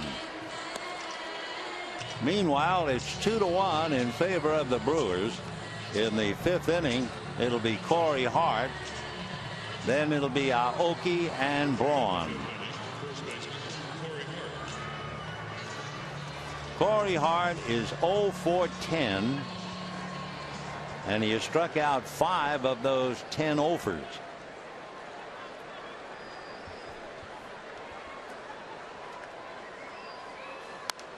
Fouled away. Corey hitting .247, 10 home runs, 23 runs batted in.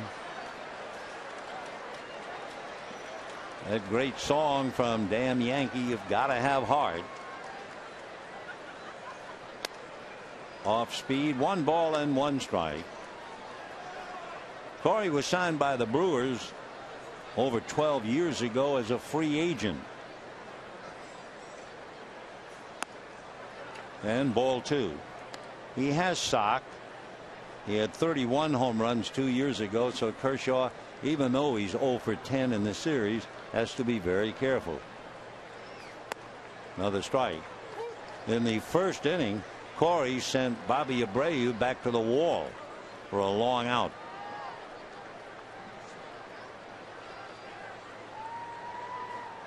Breaking ball at his feet. 3-2. So Clayton is struggling. I always remember asking Warren Spahn, magnificent left-hander, about how many times you go to the mound with your good stuff. Fastball backhanded by Gordon, who makes the play too late. Gordon had a difficult play. I'm just wondering if Adam Kennedy could have made the play. Take another look. There's Kennedy. Nope, he's going to let Gordon, and it was really hard. It'll go as a base hit. But Warren Spahn, when asked, and he had great stuff, how many times over the course of the year do you go to your mound with your best stuff? And Spahn said, on the best year that I have, maybe 75% of the time, maybe. So if Spahn had 25% at least struggles, why, Kershaw has plenty of room. Ball 1 to Aoki, who singled and lost a hit on a fine play by Herrera, going behind the bag to throw him out in the 3rd inning.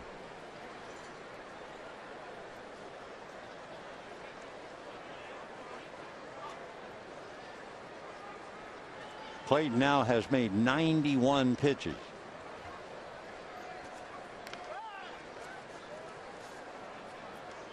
Corey Hart has 1 stolen base. In his career, his high 23. So he takes those daddy long leg strides at 6'6". The bunt attempt is left in Ellis mitt. 1 ball, 1 strike. So as Kershaw's pitch count goes up to 92, he has had over 100 pitches in the last 3 starts, and he's had over 105 times. 1-1. Aoki, a drag bunt. Kershaw picks it up, feeds his second baseman Herrera, and down to second goes Corey Hart. It'll be a sacrifice. 1-4. Hart at second base, and here comes Ryan Braun.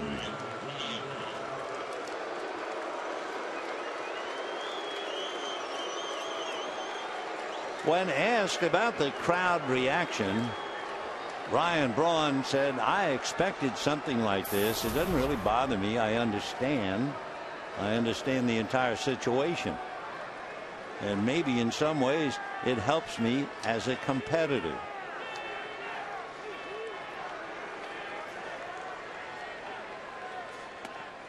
Ball 1. Braun started with the Brewers in 2007. He's got some athletic genes. His mother, Diane, was a marathoner, once ran in the Miller Park sausage race, and she's a brewer. She actually makes beer for Anheuser-Busch. That's a strike. 1-1.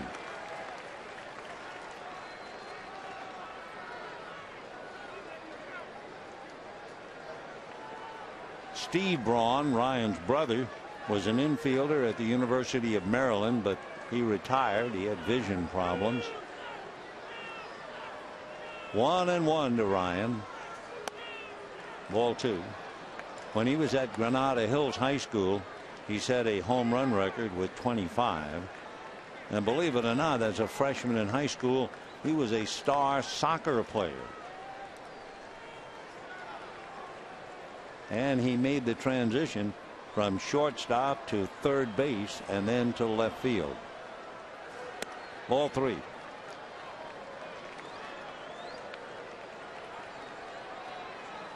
Ryan Braun, B-R-A-U-N. Sandy Koufax was born Sanford Braun, but took his stepfather's name when his mom remarried. Well, that's going to be ball 4. It is ruled intentionally given.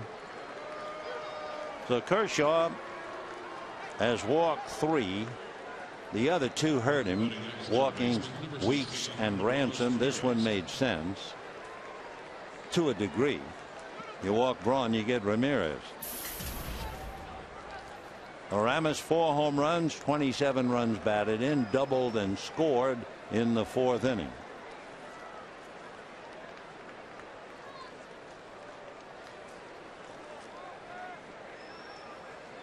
Ramirez was only 19 when he was called up by the Pirates. He'll be 34 now. Right. So he's had close to 15 years in the big leagues. He has got a lot of power. The 4 home runs, he's a little bit off his feed. He's hit as many as 38. Javi Guerra begins to warm up in the Dodger bullpen. 0-2. Clayton Kershaw has now made 100 pitches, and he's only in the 5th inning. Though he is not long for the game. The most pitches, well, against the Cardinals on the 19th, 117. He made 113 against Washington. 0-2 to Aramis Ramirez. And a one-hopper. Great stop by Herrera to Gordon to Loney.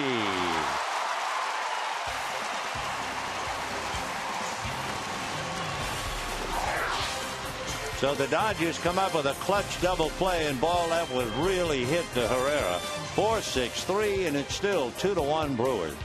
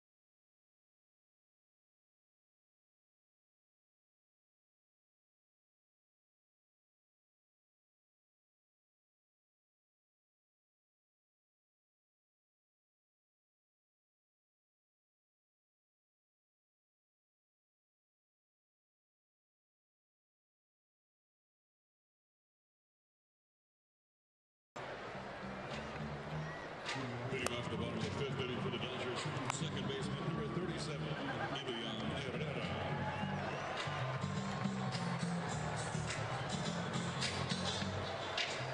Bottom of the 5th inning, the Brewers hanging on to a 2-1 lead. And talking about hanging on, that's certainly applying to Clayton Kershaw.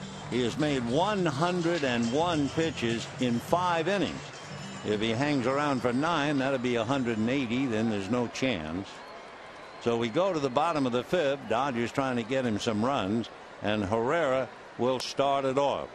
That was a good play by Herrera to handle that hot shot off the bat of Ramirez and convert it into a double play. Elian struck out, and he hit into a double play in the 2nd inning. Batting .289. Shows bunt, takes a strike. 1-1.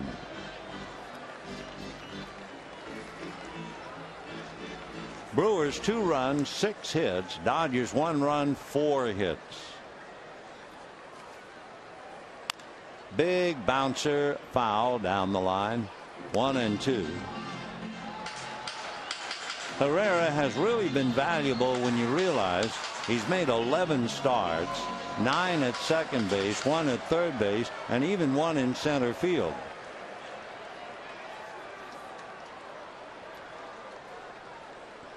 Switch hitter, batting left-handed. Just missed. 2-2. Gallardo with 5 strikeouts has struck out 3 of the last 5 that he faced. Survived a 35 pitch first inning when the Dodgers got 1 and left 3. Fouled away. Will repeat because of the impact of the story. In the first inning with 2 out, Matt Kemp walked on 4 pitches. Andre Ethier doubled into the gap in left center. Matt scoring from first base, but while in progress felt something wrong with his leg and had to come out. Tony Gwynn is finishing up for him in center field. They're going to have an MRI on Matt's leg tomorrow, and that's all we know. But he certainly aggravated the hamstring. But Gwynn given another opportunity to play, and he's done well. 3-2 to Herrera. Down he goes.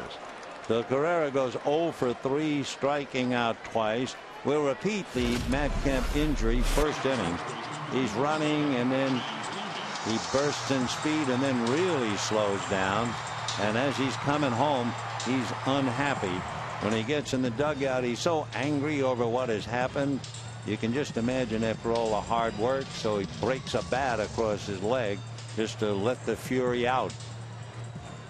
The gods of baseball have frowned upon Matt Kemp. And here's James Loney. Off speed for a strike. 80-mile-an-hour changeup. 6 strikeouts for Gallardo, who has struck out as many as 13. 1 ball and 1 strike.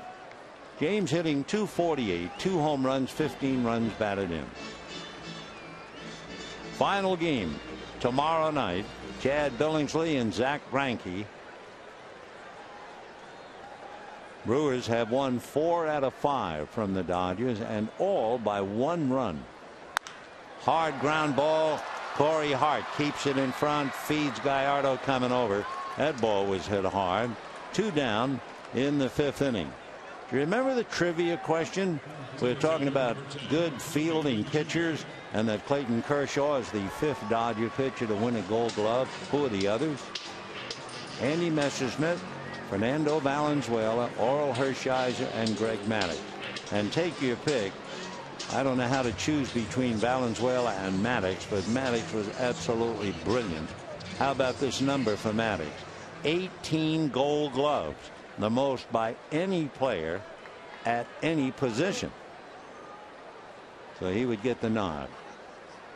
So here's Tony Gwynn, singled in the 3rd inning. And a strike, 0-1.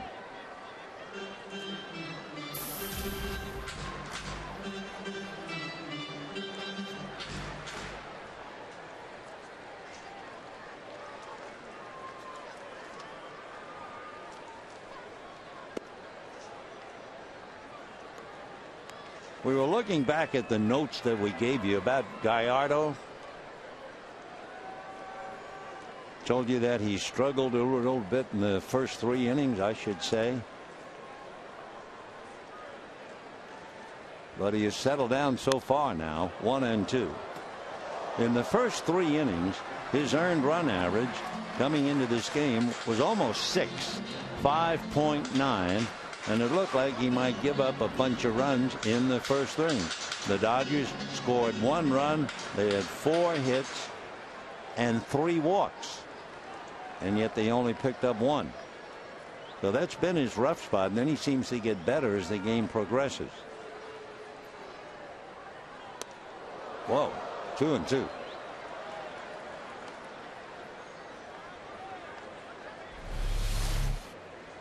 He's retired 7 in a row as he lets that thing take off.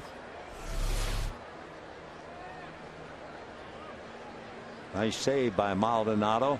2 balls and 2 strikes to Tony Gwynn. Ball 3. Waiting on deck, Andre Ethier. Andre 2 for 2 tonight, double and a single. Tony hitting .283.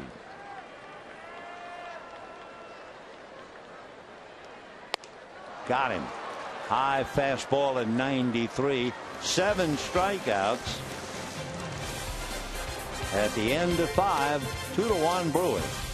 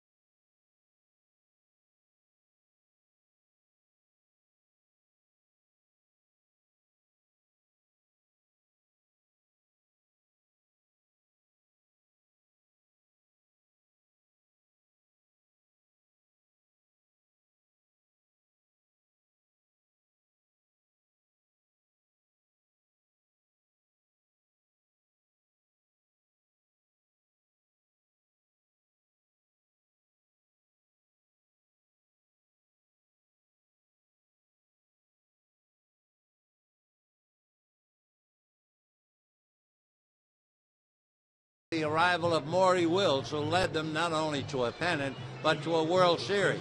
In 1962 on this day, the New York Mets had arrived. The Dodgers played in the old Polo Grounds in New York, and Maury Wills hit a home run left-handed, and he hit a home run right-handed. The home run, the second one, over the center fielder's head, and the mouse that roared went all the way around. Let's get back to this one.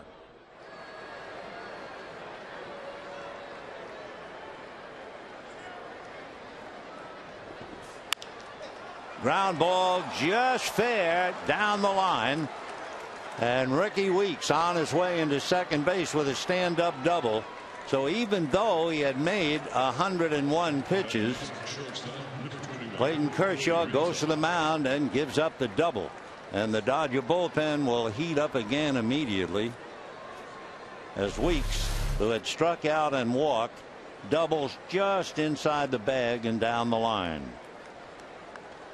Kershaw has now allowed 2 runs, 7 hits. He's walked 3, and you have Ransom, Gomez, and Maldonado trying to pick him up. Javi Guerra is up in the Dodger bullpen. Talking about Wills, 50 years ago, he was then the 7th player, switch hitter, to hit a home run from either side of the plate. Several more since. 2 runs, 7 hits for the Brewers, 1 run, 4 hits for the Dodgers, and ball 1 to Cody Ransom.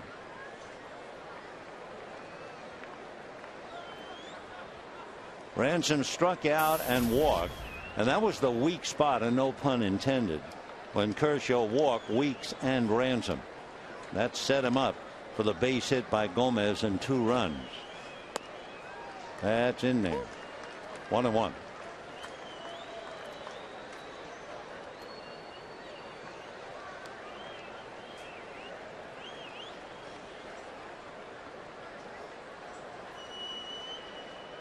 Clayton with a record of 4-2, but it's been a tough night, even though he's still very much in the game. Bunt attempt is foul tipped. 1-2. Clayton has now made 106 pitches.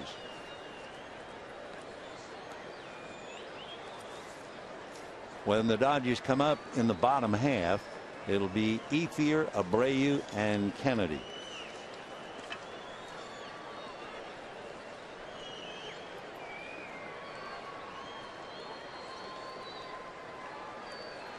One and 2 to Cody Ransom. Fouled off. So Ransom, 10-year veteran, played with a lot of clubs, originally a Giant pick.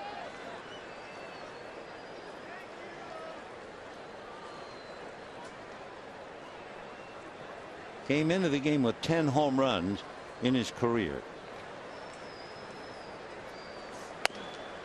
Just missed. 2-2. Cody has 4 home runs this year, 16 runs batted in. All 4 of his home runs were hit with the D-backs, who released him, and he was hitting .269. 2-2.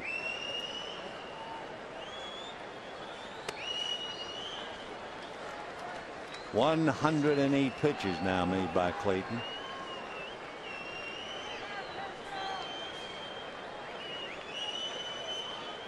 Nobody out. Weeks at second. Carlos Gomez on deck.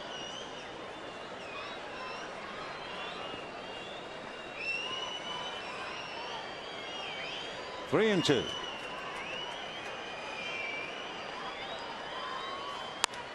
Fouled away off first. That'll carry well back in the stands. Cody Ransom started to play for a living in 1998. He's played with the Giants and the Astros, the Yankees, the Phillies, the Diamondbacks, and the Brewers. So 6 different teams over the years.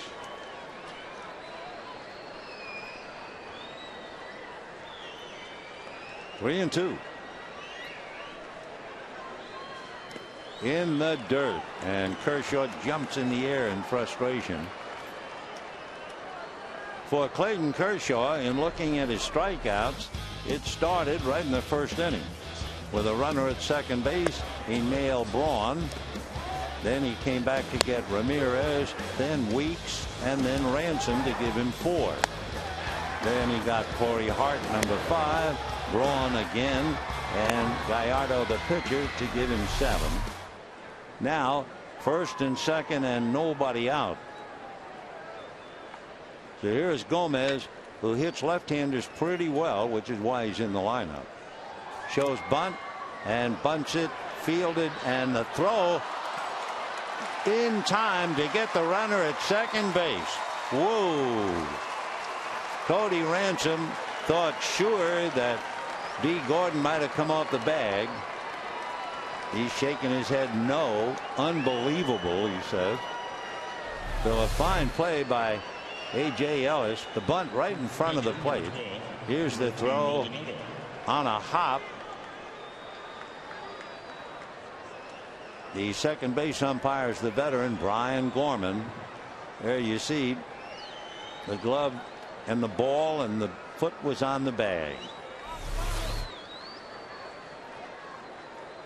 So a good play. 2-6. Brian Gorman, whose dad umpired in the National League for so many years. First and third. Weeks down the line. Gomez, who runs well at first and has been picked off. And here's Maldonado, who pushes a bunt. Here comes Weeks to score, and Loney's play has to go to Herrera, and it is 3-1. So Maldonado squeezes in the run, advances Gomez to second. That's a big at bat for the catcher.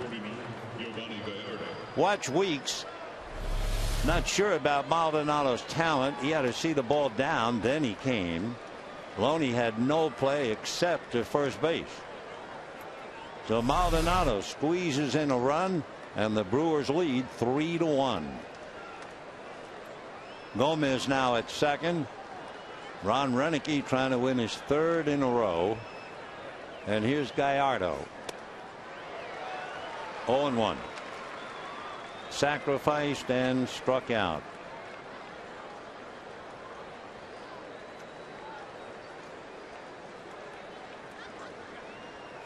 Gomez at second base, 2 out.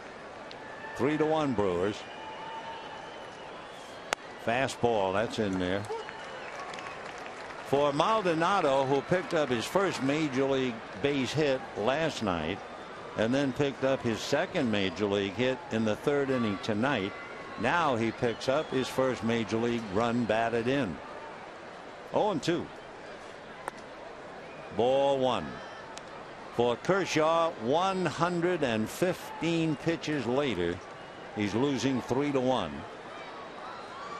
His high, as we said, 117.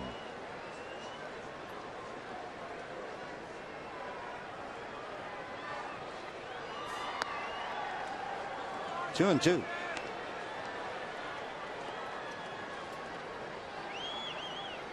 So he had 117 against the Cardinals. This will be his 117th tonight. Against the Cardinals, it was at the end of 6. And a drive to left. Abreu going back. It's over his head. It's going to bounce off the wall. Scoring easily is Gomez on a long single by Gallardo. If you remember earlier, we told you that he was a very good hitter. He has 9 career home runs, and he hit the wall on the fly. So he sent that thing over Abreu's head in a hurry. Take another look. He got all of it. Abreu going back. Bangs high off the wall at the 360 mark. That's as long a single as you're going to see. Rick Honeycutt coming out with a hook. And Clayton Kershaw, 117 pitches, goes out losing 4-1, and we'll be back.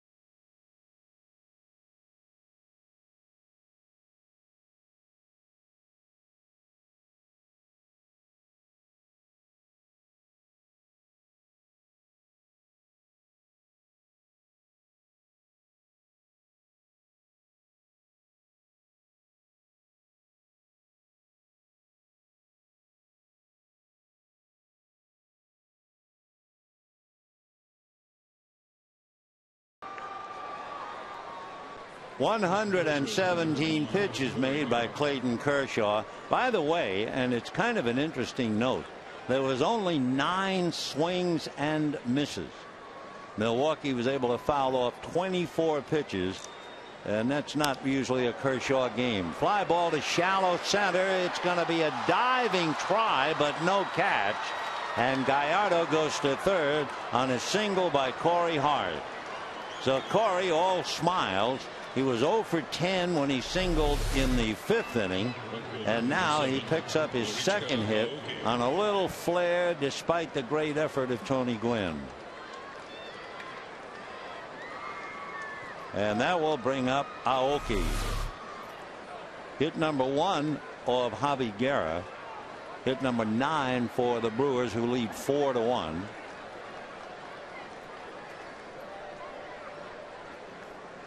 Aoki has singled, grounded out, and sacrificed. Ball 1.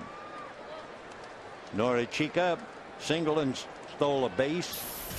Lost a hit on a nice play by Herrera, and sacrificed last time up. Gallardo away from third, Hart at first, 2 out.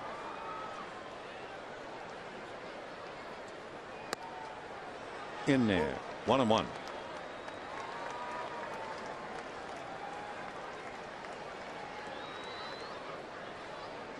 Aoki hitting .315. 1 home run, 6 runs batted in. That's ball 2. So for Clayton Kershaw, a very, very tough night. 117 pitches, 4 runs, 8 hits, walked 4, struck out 7. Gallardo at third belongs to him. That's a strike. 2-2. So the Denton dandy, Javi Guerra, trying to get the 3rd out here in the 6th inning. 1st and 3rd, Gallardo and Hart. Deuce is really wild. 2 balls, 2 strikes, 2 out, 2 on, 2 in.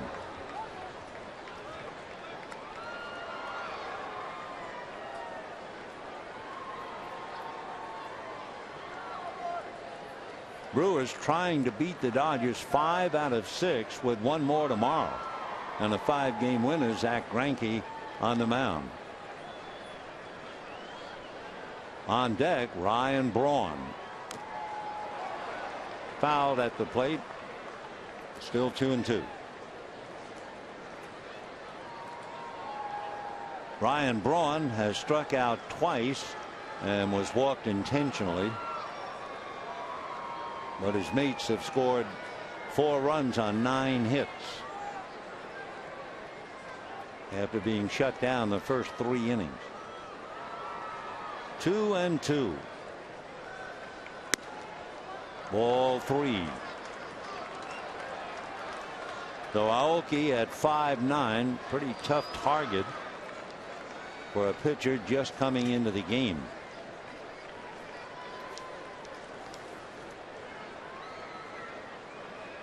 Three and 2, Hart's ready to go, and a ground ball up the middle. Herrera has to go to first, and it is safe.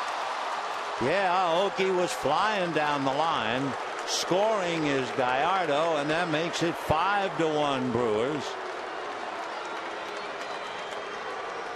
So Aoki, a leg single on a ground ball to Herrera. There's the bounce, and you can see the foot on the bag just as the ball arrives. So close. So Aoki is given a base hit on a ground ball to second and a run batted in.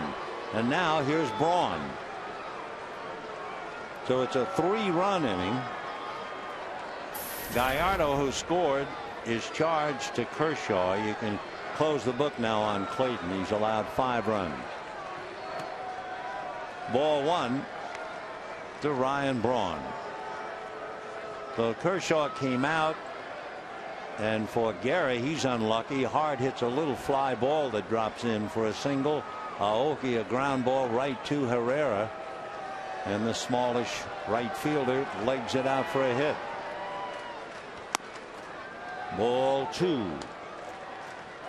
Braun batting .311, 14 home runs, 36 runs batted in.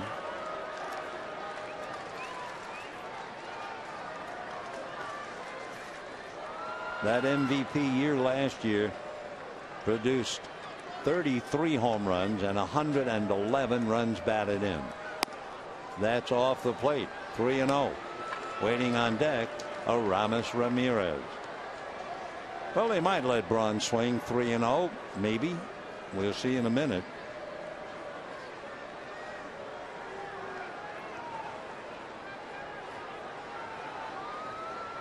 (5-1) Brewers. On the corner. 3-1.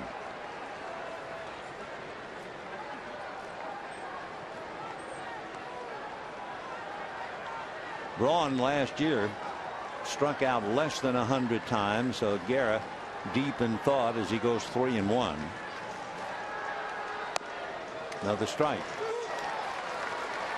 So with a 3-2 count, Hart and Aoki will be going. 3 in the bank, and the Brewers lead 5-1.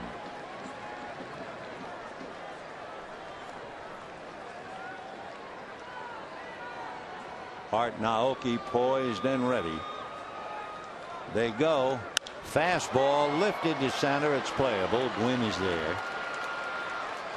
So it's one of those nights they shut down Braun. He's 0 for 3, but they score 5 runs on 10 hits. And at the end of 5.5, 5-1 Brewers.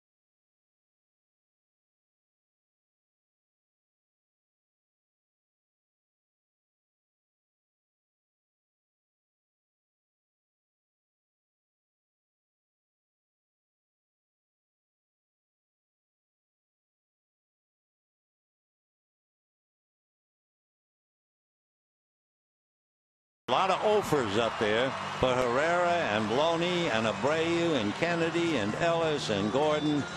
And for the hits, well, the key happened right away. Matt Kemp walked. Andre Ethier doubled him in. Kemp hurt himself running the bases. Taken out of the game. He'll have an MRI tomorrow, and then we'll find out more. So 5-1 Brewers, bottom of the 6th, with Ethier, Abreu, and Kennedy against Gallardo. By the way, at Coors Field tonight, Carlos Gonzalez hit 3 home runs as the Rockies routed Houston 13-5. Ball 1. Remember Lucas Harrell, the Houston starter, sinker baller? I think the Dodgers hit a lot of worms that night, maybe 17 ground balls. He went 7 shutout innings here last time out, but not tonight. Tonight he gave up 9 runs, including the first of Cargo's 3 home runs. In Colorado, we were keeping track of Harrell here, where he was so tough. Tonight there was not a swing without a miss, all foul balls. Meanwhile, Andre Ethier comes up with his 3rd hit, a double and 2 singles.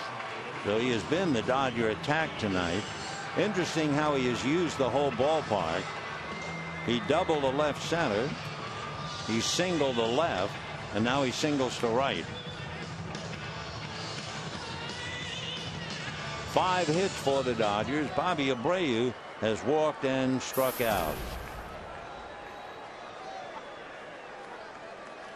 Abreu hitting .333, had to be startled when Gallardo hit one over his head, and it hit high up on the wall, almost went out at the .360 sign.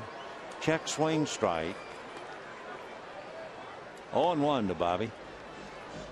Adam Kennedy on deck. 5 runs, 10 hits for Milwaukee. 1 run, 5 hits for the Dodgers, and that run came in the first inning.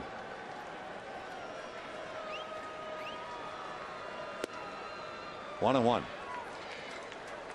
Meanwhile, Giovanni Gallardo has made 98 pitches. Kershaw made 117.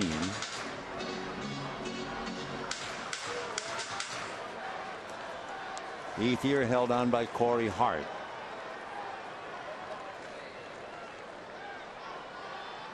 Fastball comebacker. It'll go to Ransom for 1. He'll turn it for 2. So 1-6-3, and just like that, 2 down. Adam Kennedy will be coming up.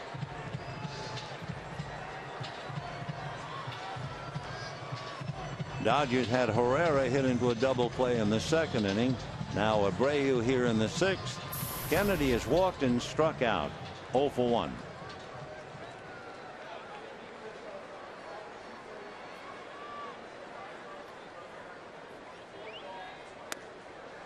Way out in front. Good change.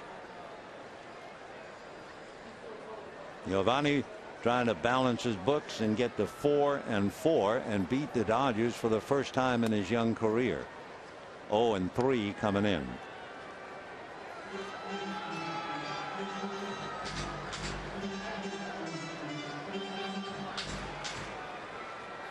One ball and 1 strike. Diamondbacks are leading the Giants 2-1, bottom of the 7th inning. Paul Goldschmidt homered against Tim Lincecum in the 6th inning to break a 1-1 tie, and both starters are still in there, Ian Kennedy and Tim Lincecum. 1-2 to Kennedy. 2-2.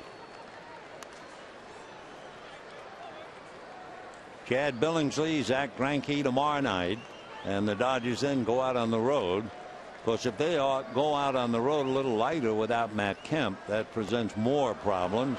As Kennedy strikes out, that's the 8th strikeout for Gallardo, and at the end of 6, 5-1 Milwaukee.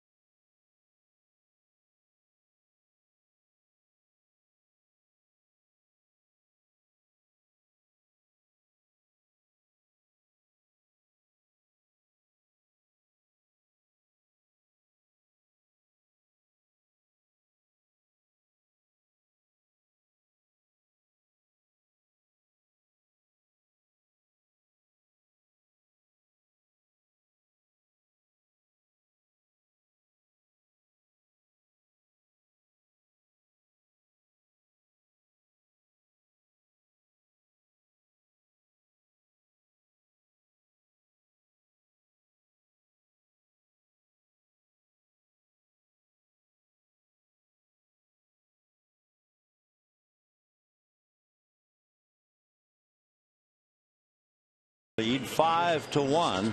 Andres had a big night, proving for the umpteenth time what a hitter. He takes a low fastball, hits it in the gap in left center. That was the double that chased Matt Kemp home. Then he grounded a single to straightaway left, and for good measure lines a single to right. So using the whole field, Andre Ethier puts on a show. 2 or more hits in 13 of his last 21 games. So for 3 weeks, he's been hitting .426.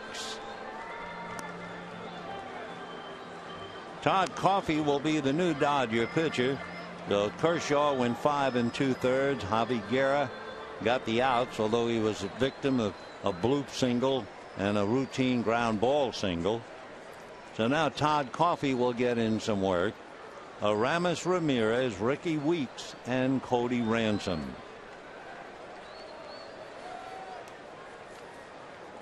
Coffey, who was with the Brewers after being with the Reds.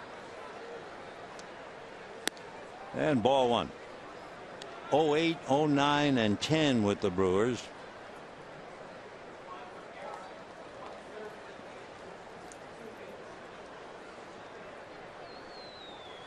Todd's last 4 games, he is not allowed a run.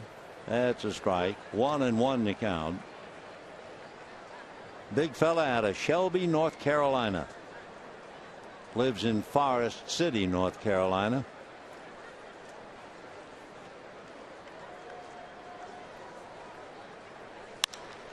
Fly ball to right center, playable. It'll be Gwynn. So 1 out, 7th inning, and Ricky Weeks coming up. The inning that took a lot out of Clayton Kershaw was the 4th inning, when he made 34 pitches and gave up 2 runs.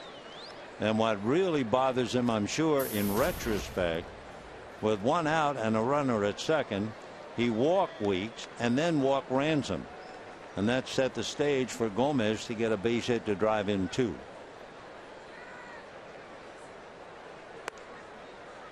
Ball 1. 1-0 to Ricky.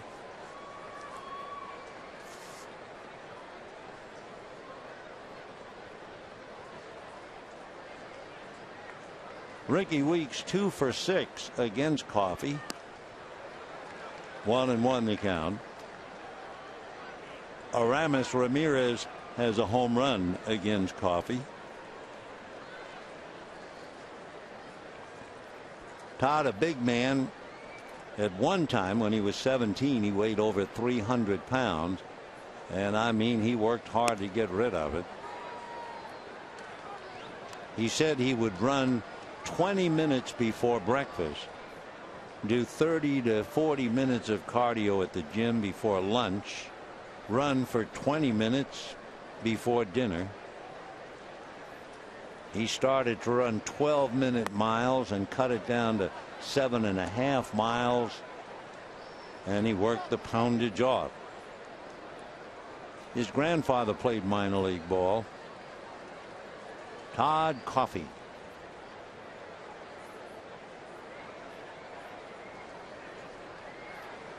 Fastball, slicing foul down the line and out of play.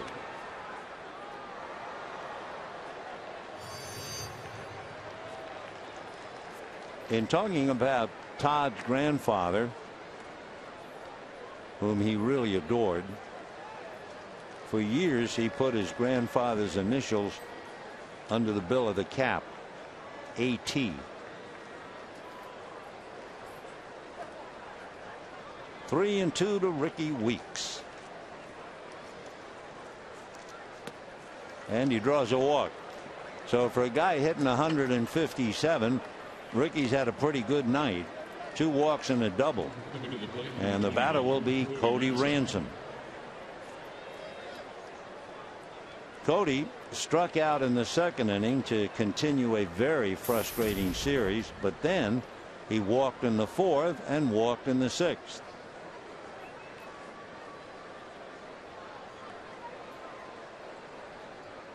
One out.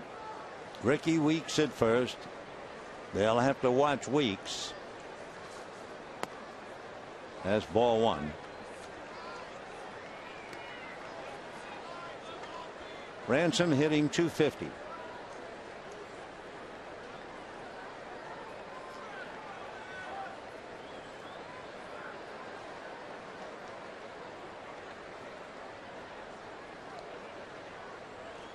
Fastball hit down to third. Kennedy over to Herrera. The throw to first, not in time. So Week going in hard to break up the double play. The inning is still alive, and Carlos Gomez will be coming up. 5-4 force play. Good, hard, legitimate slide by Ricky Weeks.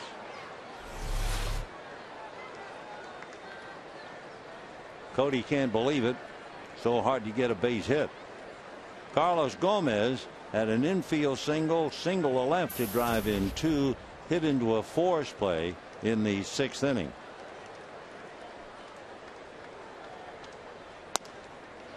Slider missed, ball one.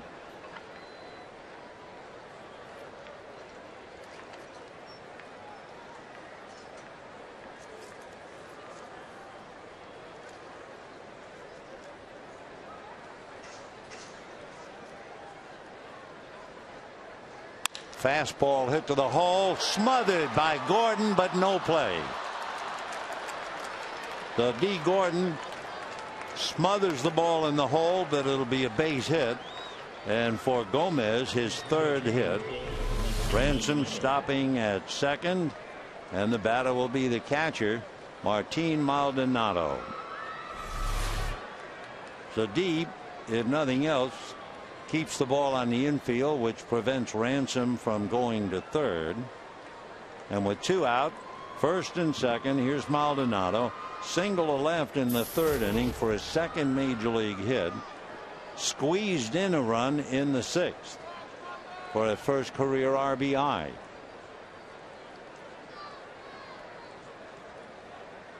Martin Maldonado from Puerto Rico.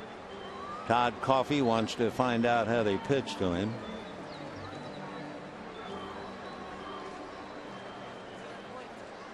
I don't know whether Renicky knew that Maldonado was a good bunter or not, or he just gambled. I remember Tommy Lasorda gambling R.J. Williams, squeezing in Pedro Guerrero, and he had no idea whether the young outfielder could bunt or not, but he put the squeeze on and they got the run. So I'm not sure, but Renicky might have thought the young catcher in the minor leagues had gotten a few bunts down.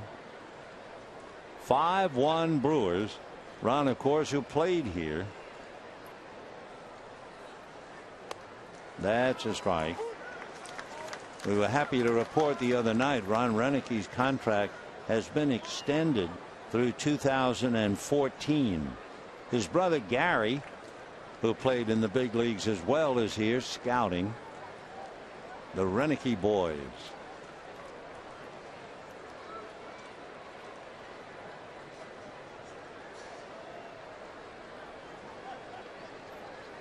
One and one. Fastball, that's going to be at Gordon, and that's the inning. So a base hit and a walk, two left, and at the end of 6.5, 5-1 Brewers.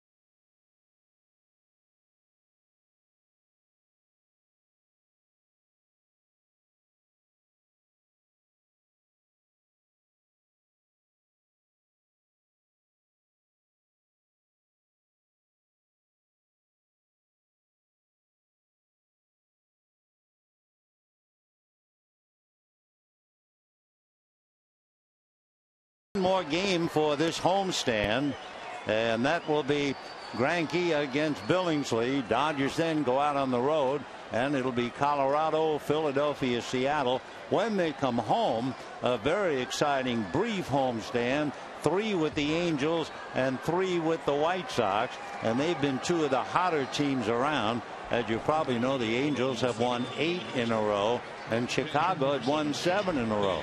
So that ought to be a tough 6 when the Dodgers come back. Meanwhile, it's been a tough 6 for the Dodgers tonight. They're trailing 5-1 in the bottom of the 7th, and Gallardo will be facing Ellis, Gordon, and then Coffey, Spot. Ball 1 to A.J. was flied to center, grounded to short, 0 for 2.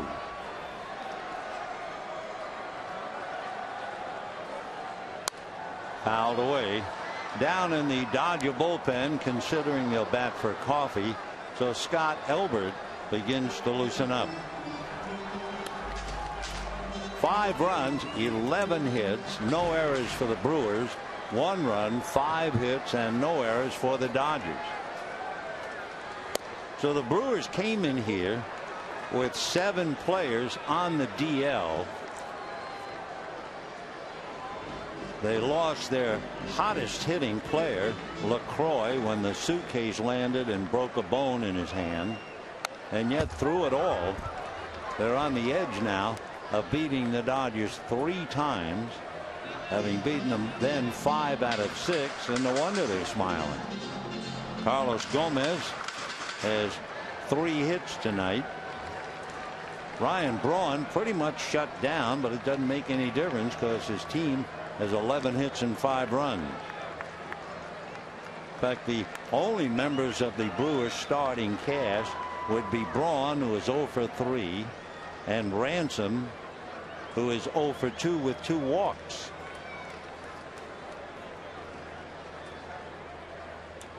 Fastball hit into right field. So Ellis trying to lead the Dodgers back with a base hit to right. A reminder, you know, the Dodgers and the Angels, they'll be here June 11 to 13, and Tuesday, June 12th, Mike Scioscia bobblehead night, and fans with the first 50,000 ballot tickets can take home their very own mini Scioscia blocking the plate. Compliments of State Farm. For tickets, visit Dodgers.com/promotions. And here's D. Gordon. Gordon has struck out twice, 0 for 2. Ivan DeJesus now comes out on deck to bat for Coffey. Gordon batting .221, and he hits a flare over a leaping Ransom for a base hit. So all of a sudden the Dodgers have 2 on and nobody out, trying to get off the floor in the 7th inning. Not hard, but doesn't say you have to hit it hard. Just under that great leap by Ransom. Remember, we told you that Cody Ransom can dunk a basketball from a standing position, so he really got springs in his legs. So DeJesus will now bat for Coffey.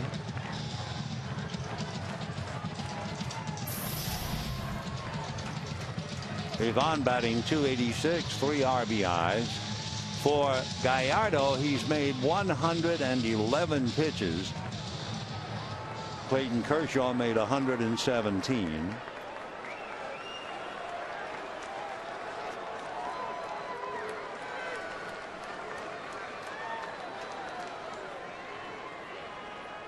Hard ground ball, base hit to left field. They will hold up Ellis, and the bases are loaded with nobody out. And I was just looking up Gallardo's record this year. He has never made more than 109 pitches. He has made over 100 pitches, 6 straight starts. And we'll see what Ron Renicky does now as Elian Herrera comes up, and 112 pitches. And with Ron coming up, and well, a switch hitter at the plate, he has Manny Parra, a left-hander, to come out of the dugout. Now, if you turn Herrera around to bat right-handed, he's hitting .313 right, .296 left. But you do increase the chance of a double play when he's hitting right rather than left. And with all of that to consider, we'll pause for this.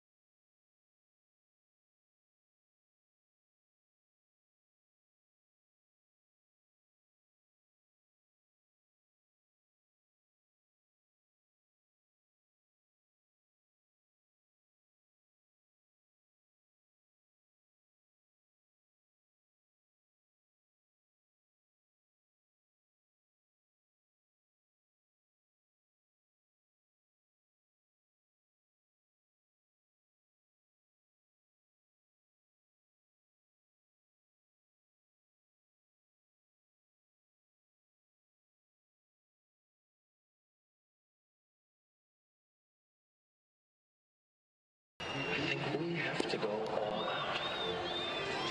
I think this situation absolutely requires a really Three straight hits drive Gallardo to cover after 112 pitches as the Dodgers try to fight their way back. Gallardo is sailing along. In fact, over the last 3 innings through 4, 5, and 6, he allowed just 1 hit. However, all of a sudden, Ellis single to right, Gordon followed with a single, DeJesus single to load the bases, and Manny Parra will now bat against Elian Herrera, turning him around to bat right-handed. Parra is from Sacramento, lives up in Citrus Heights, and was drafted by the Brewers back in 2001. So he'll be 30 in October. He committed to UCLA in 2003, but they signed him. So from a Bruin, he became a Brewer, and here he is facing Herrera, who has struck out twice and hit into a double play. A one-hopper by the diving Hart. In comes Ellis. Here comes Gordon. Stopping at second, DeJesus. And it's 5-3 Brewers. 4 straight singles.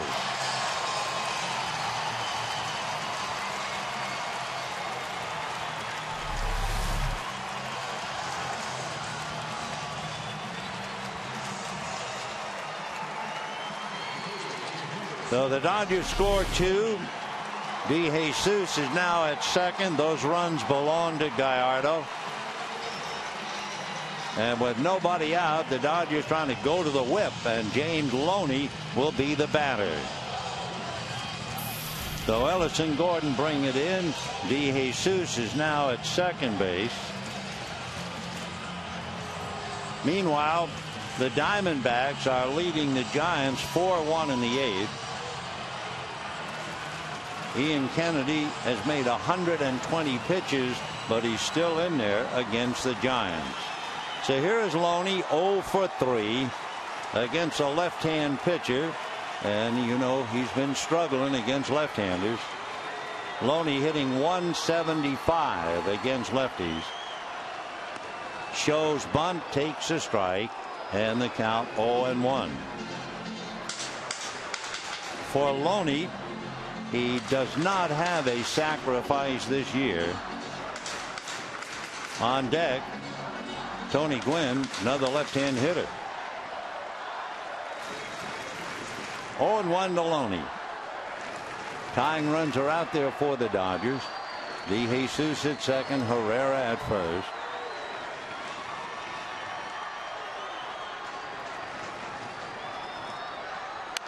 Foul ball, 0-2.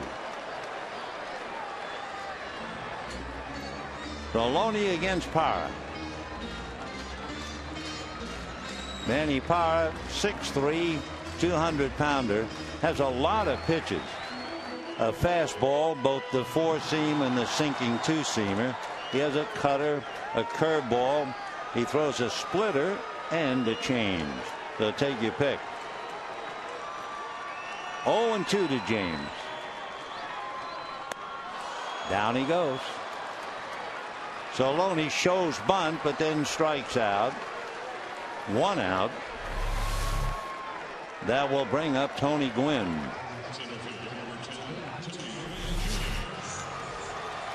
Tony Gwynn is 1 for 2. Matt Kemp started, walked, scored on Ethier's double, and felt something wrong with the hamstring and came out. Gwynn singled in the 3rd inning, struck out in the 5th. Jose Veras is warming up in the Milwaukee bullpen. Ronald Belisario in the Dodger pen. Tony is hitting .281. So the Dodgers with 4 straight singles and then a strikeout. Manny Parra trying to quiet things down.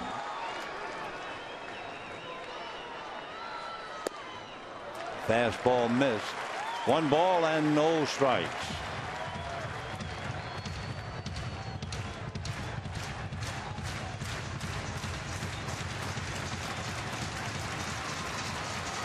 Gallardo hoping to get to the 500 mark. Really sweating it out. Remember, he's never beaten the Dodgers. 1 ball and no strikes to Gwynn. Fastball strike, 1-1. Maybe the high point for Manny Parra as he works on Gwynn was 5 years ago. He pitched a perfect game in the minor leagues. That was the 8th perfect game in Coast League history. And it was only his 2nd start in AAA.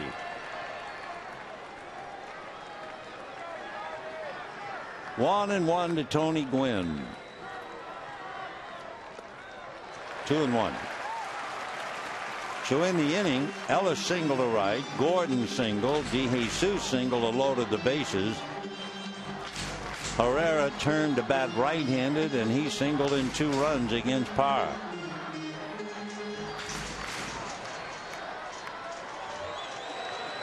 The Argos still sweating it out. The 2 runners belong to him. 2-1 to Tony Gwynn, and Andre Ethier on deck. Little ground ball to Ransom. He gets it to Weeks. He gets it to Hart. And Parra comes in and gets Tony Gwynn to ground into a double play. For Tony Gwynn, that's only the 2nd double play he's hit into this year. And the Dodgers score 2 and trail 5-3.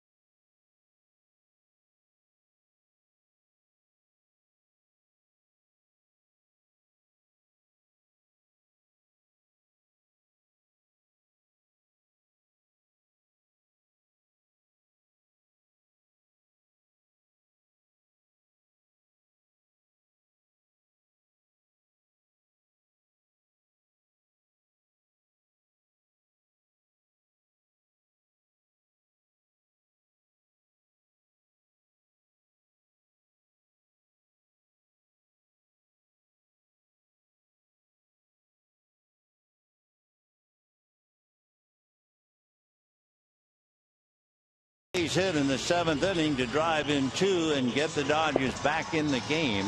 The Brewers now lead 5-3. For the Dodgers, they will now bring in Ronald Belisario.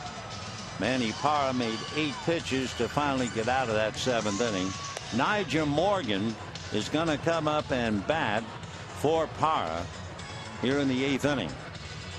So Belisario getting ready to pitch to Morgan, then Hart and Aoki.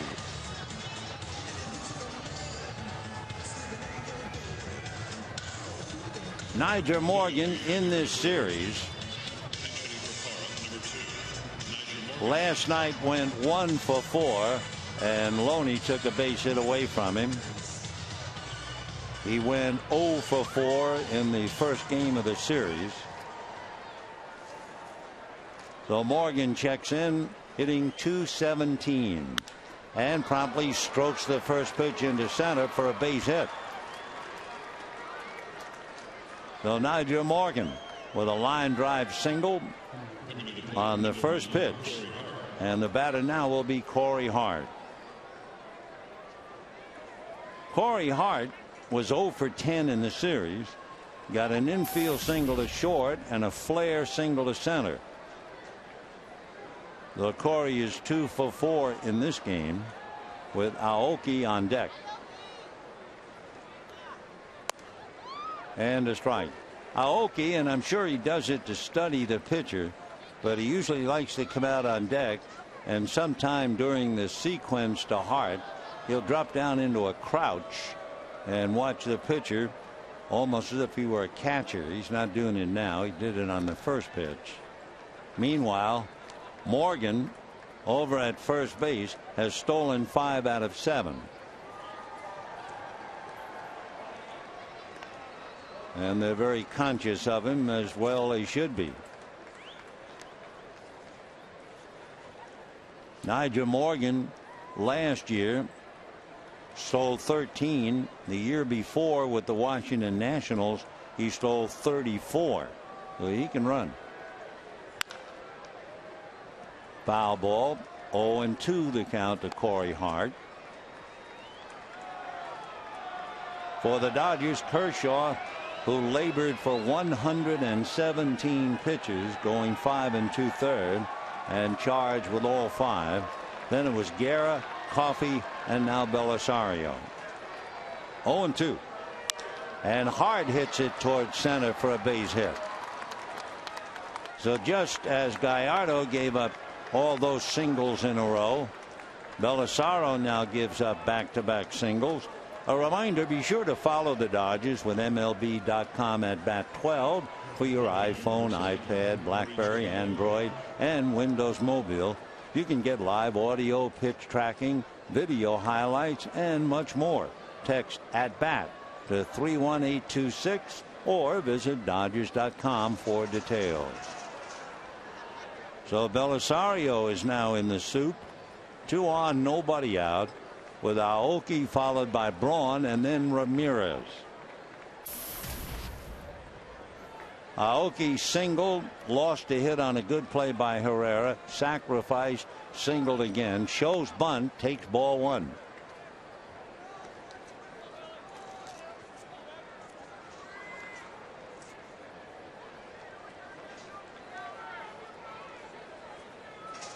See if the bunt is still on.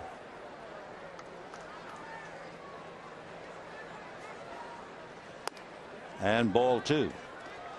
Show his running speed going back to the 6th inning. He had a ground ball to Herrera, looked like a routine play, and he beat the throw.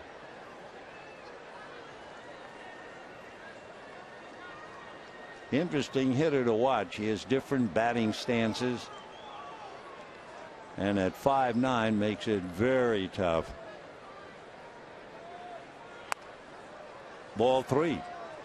So Belisario now 1 pitch away from loading him up with nobody out.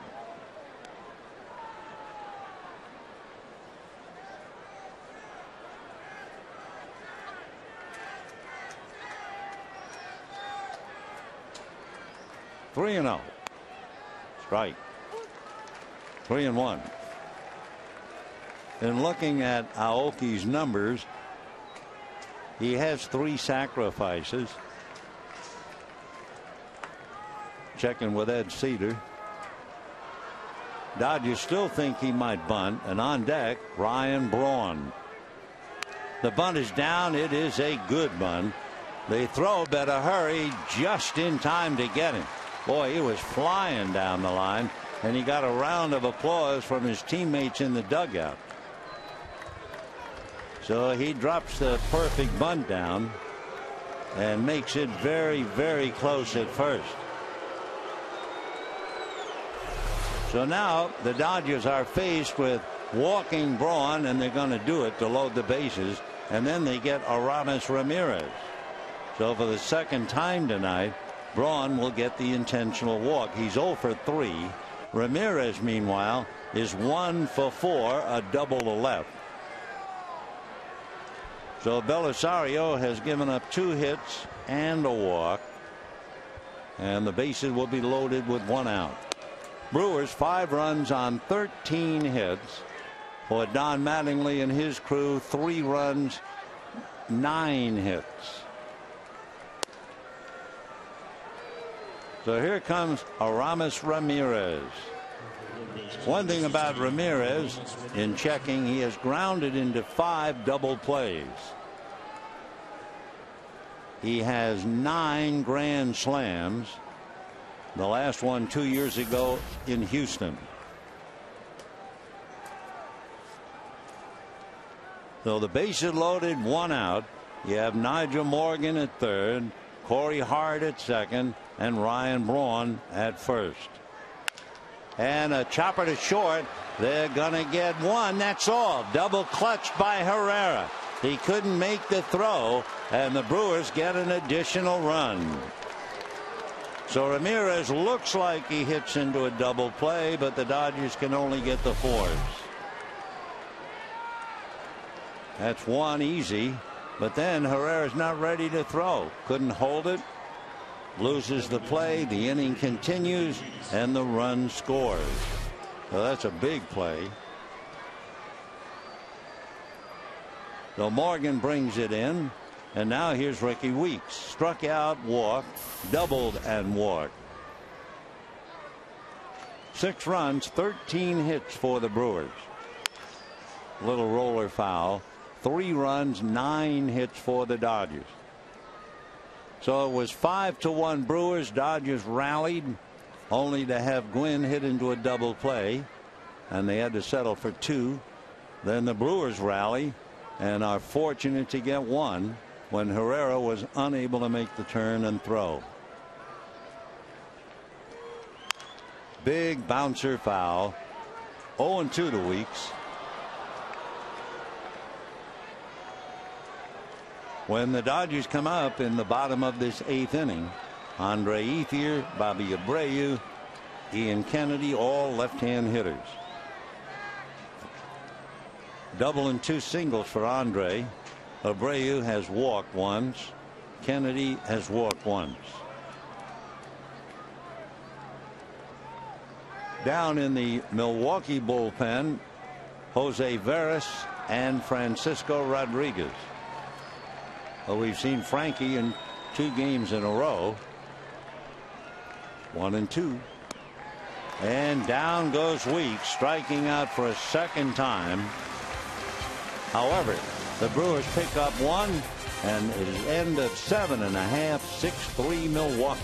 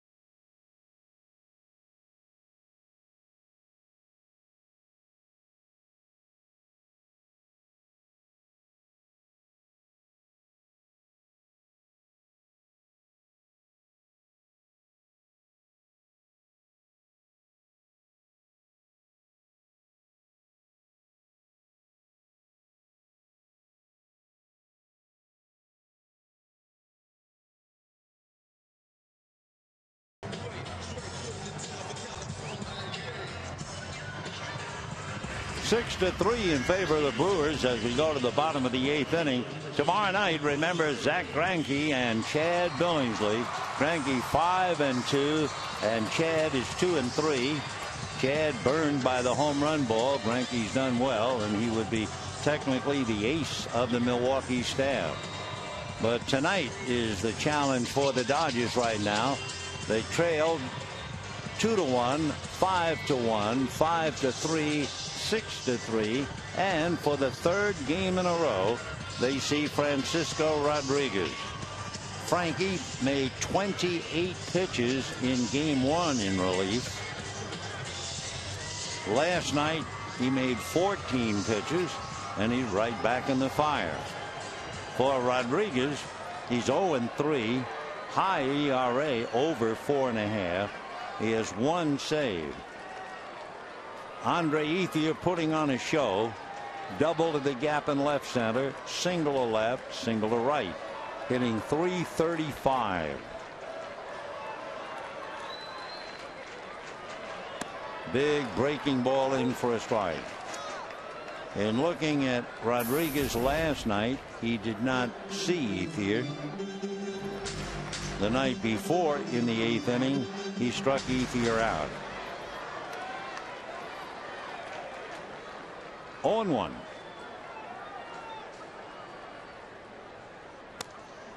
That's inside. How the stars have fallen when you talk about Frankie Rodriguez and 1 save. I mean, there's a man who had 45 saves, 47 saves, and then hold your breath, 62 saves 4 years ago, and he has 1. Fastball pulled upstairs, foul, 1-2. Of course, times change.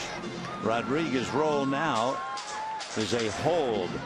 Pitch the 8th inning, and then John Axford, who has 9 saves, the big, tall, hard throwing right-hander,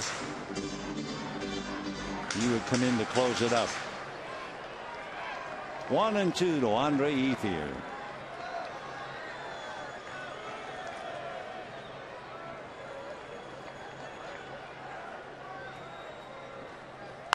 Little roller, charging is the third baseman Ramirez to get him. So on a slow roller, they finally get Ethier, and we have 1 away in the 8th inning. So Andre goes 3 for 4. Bobby Abreu has walked, struck out, hit into a double play. Bobby with that smile for something that Maldonado said.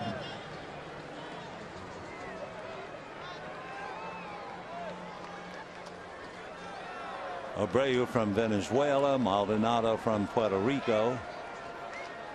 Francisco Rodriguez is from Venezuela, from Caracas.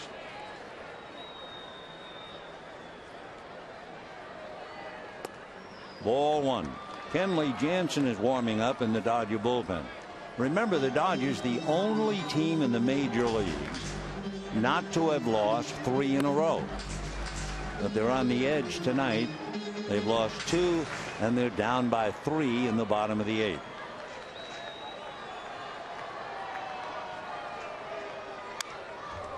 One and one. Good fastball in 92.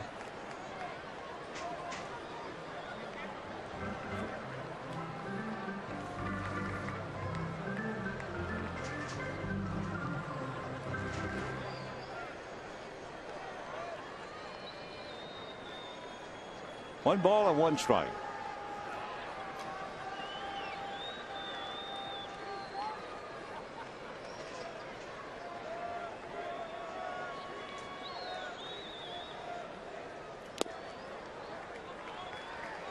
Two and 1 to count. Rodriguez, originally signed by the Angels when he was 16 years old, finally made it to the big club in 2002, so it took him 4 years, and then he stayed for 7 years, then to the Mets, then back to the Angels, back to the Mets, and now with the Brewers. 2 and 1. And that's in there. A 91-mile-an-hour fastball, and they count 2-2. Rodriguez, 30 years old, blessed with a rubber arm. The year that he saved 62 games, he was in 76.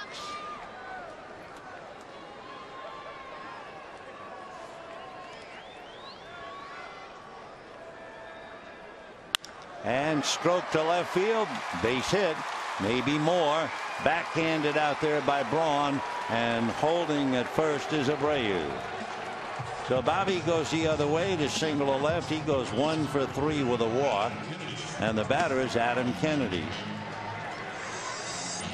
Boy, it's one fastball away for another, and Abreu has just the perfect stroke to go the other way.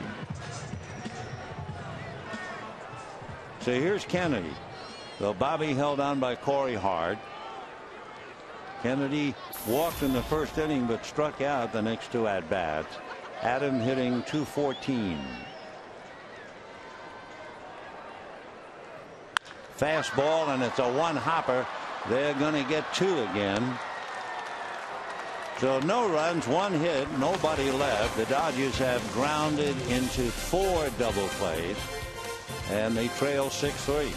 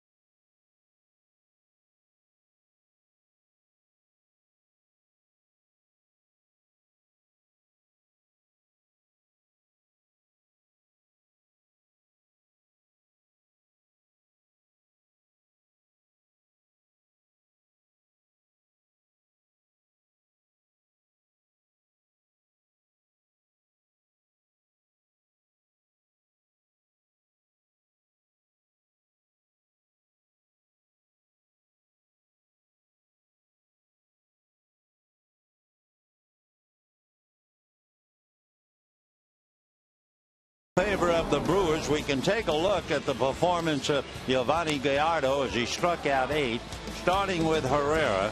Then he got D. Gordon and Bobby Abreu, and then with the bat he almost hit a home run. He has 9 home runs in his career. He knocked in Maldonado. Now the Dodgers unable to recover, and here we are in the 9th inning. Kenley Jansen comes into the game with Jerry Hairston. So Hairston would go in the number 9 slot. That means he would bat 3rd in the 9th inning. Kenley Jansen wouldn't go in Kennedy's spot. The biggest problem for the Dodgers tonight, the double play ball. Herrera hit into a double play in the 2nd inning. Abreu hit into a double play in the 6th inning. Gwynn hit into a double play in the 7th inning. Kennedy hit into a double play in the 8th inning. So Jerry Hairston trying to tune up here in the 9th inning with the Brewers leading 6-3. The Brewers will have Cody Ransom, Carlos Gomez, and then Martin Maldonado. Ransom has struck out, walked twice, hit into a force play, 0-4-2. Handled his job very well at short. He is 0 for 9 in the series.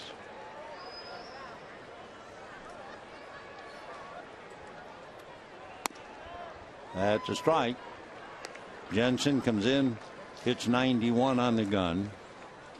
We're waiting to see some action, if indeed we do, in the Milwaukee bullpen. Their closer is John Axford, but He's worked a lot. Of course, so has Francisco Rodriguez. That's a strike. 0-2. And John Axford gets up again. So we've seen Rodriguez in 3 straight games, and it looks like we're going to see the axe.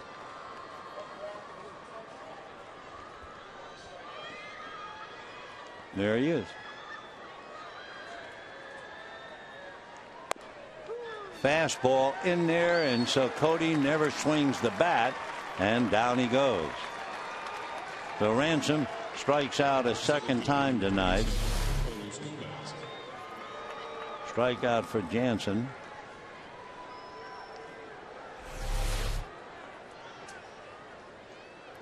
Carlos Gomez had an infield single in the second inning, single to left to drive in 2 in the 4th, hit into a force play and single to short last time up. Hard ground ball right on by the diving Hairston and all the way down the line. Gomez, who runs very well, will round and hold at second base. So Jerry Hairston just off the bench, diving at a ball over the bag, just missed it, and Gomez has himself his 3rd hit. 1, 2, 3, in fact 4 hits now for Carlos. No wonder he was smiling. So Gomez at second, and here's Maldonado, who has singled, squeezed in a run, and lined out to short. Taylor Green, who plays first base a lot, comes out on deck, and he would bat for Rodriguez.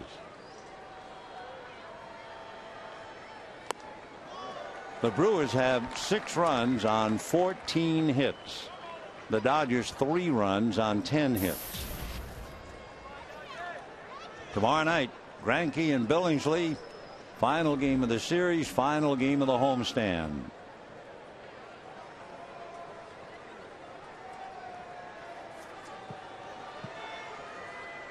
Oh, 0-1. Not much of a swing there. 0-2. The paid attendance tonight, 25,509. 25,509. Dodgers had a great month of May. They had 11 road games, all of the other games at home. Now in June, it's the other way around. They will have 9 games at home in June, all the rest on the road. 0-2. Ball 1.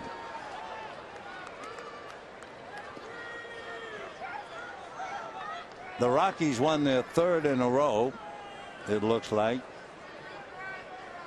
But Troy Tulowitzki doubled in the 3rd inning and left the game with a strained groin. Final score, D-backs 4 and Giants 1. And Maldonado hit by the pitch. And that was a 94-mile-an-hour fastball. Again, we point up the fact that the Brewers get hit and the opposition doesn't. As far as the Brewers are concerned, 31 members of the club have been hit, and their pitchers have hit only 11. That had to hurt 94, and they're going to have to check him. 2 on, 1 out. Last night, if you were with us, Axford hit Ethier on the right elbow at a high 90s pitch. But Andre, not wearing an elbow pad, showed no ill effects. So 2 on, 1 out, and here's Taylor Green batting for Frankie Rodriguez. Ball 1. Green played first base last night and went 1 for 4. Up there with Gomez at second, Maldonado at first, 1 away. 2-0 the count. So the comforting thought for the Dodgers, even though they are struggling here, Giants lost, so the Giants are not going to be able to cut into that 5.5 game lead.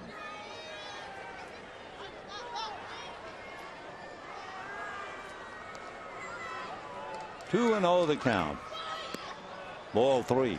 In that D-back victory, Ian Kennedy went 7 2/3, made 122 pitches to beat Tim Lincecum, and Lincecum has to be a severe worry for Bruce Bochy and the Giants.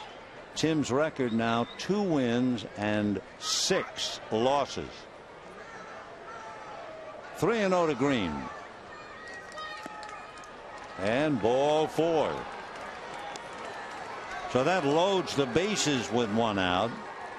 On a double, a hit batter, and now the walk.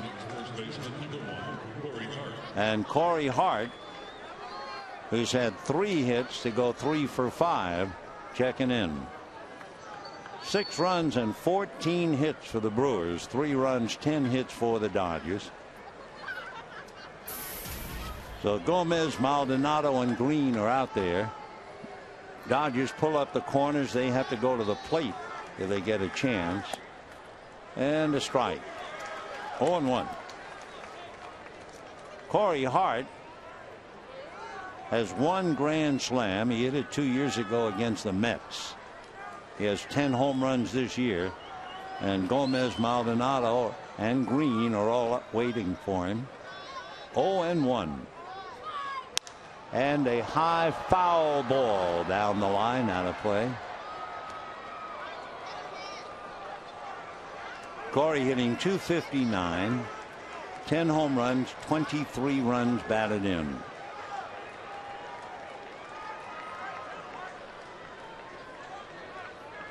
Dodgers use Kershaw, Guerra, Coffey, Belisario, and Jansen.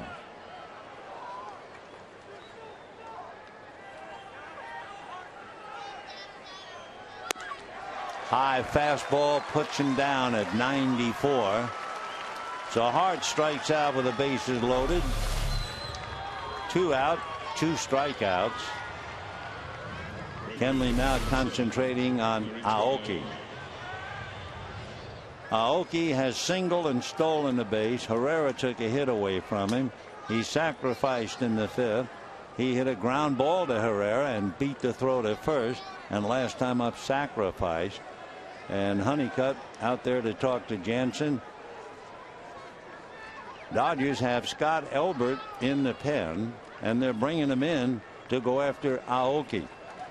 So out goes Jansen, in comes Elbert, and we'll be right back.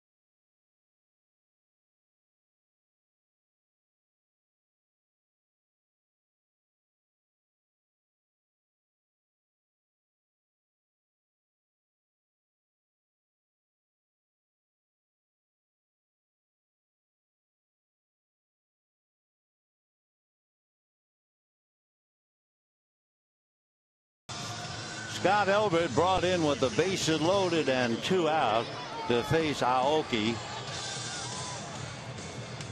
So Elbert inheriting a tough spot. He's had scoreless relief in 40 of his last 47 games going back to July of last year. And Aoki pops up the first pitch. Gordon going out, but coming in to make the catch is Abreu. So one pitch, Aoki pops it up. They leave the bases full, and we're heading for the bottom of the ninth. 6-3 Brewers.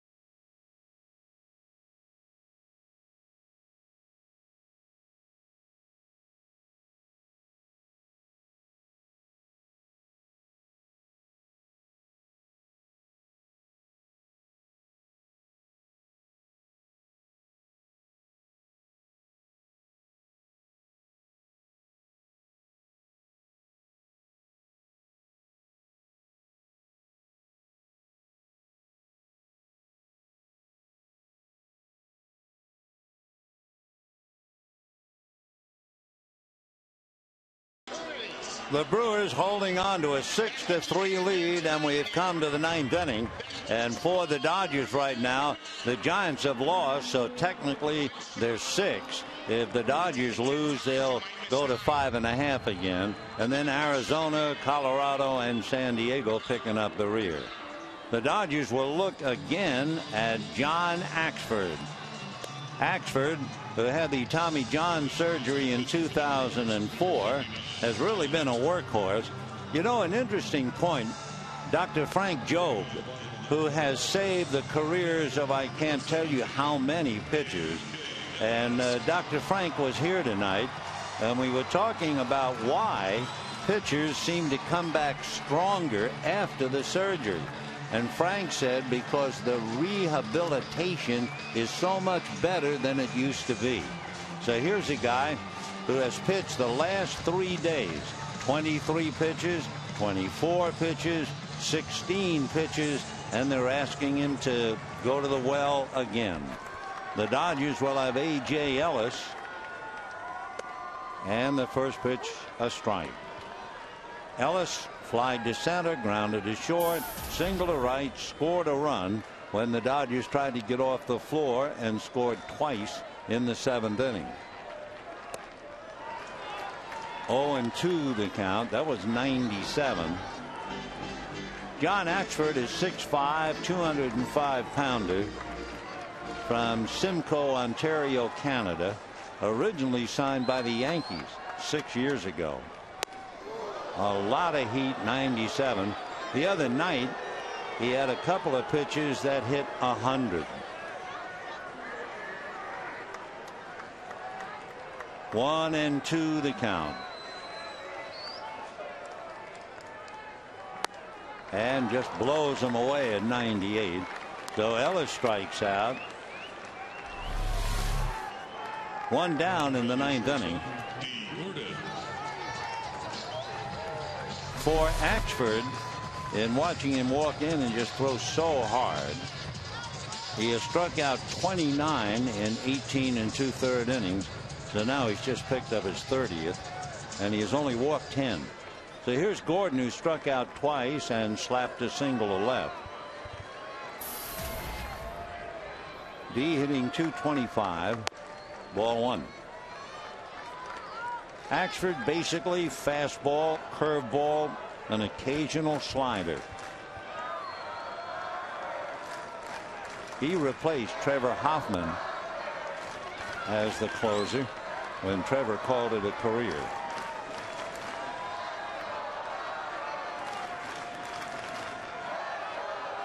Two and 0. Fastball a little low, so he's behind 3-0.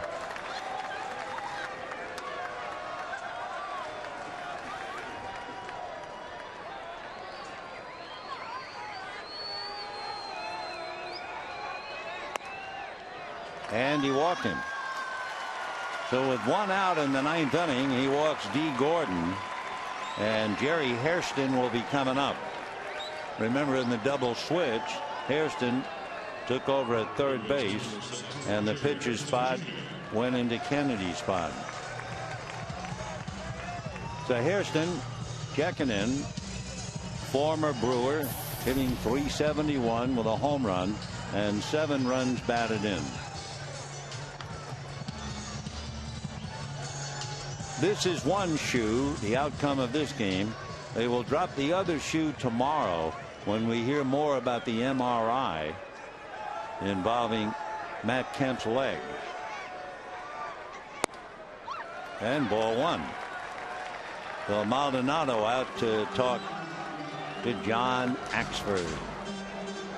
Here's the injury that occurred way back in the first inning. Matt had walked. Andre Ethier doubled him home, and in that sprint to the plate, something hurt. So frustrated, so angry that he's hurt himself again. Kemp had to do something, so he broke a bat over his leg and then went to the dugout.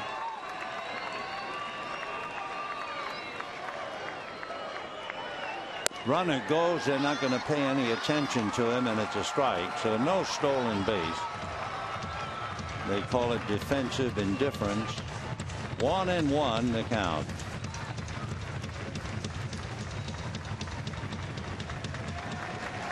Hairston 0 for 1 in the past against John Axford.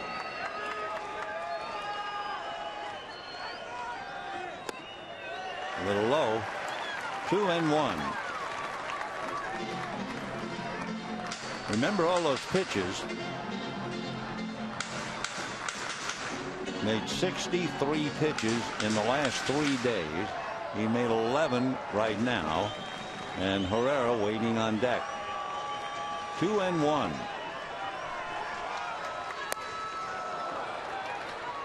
Well, he hadn't hit 100 yet, but he's up there at 98.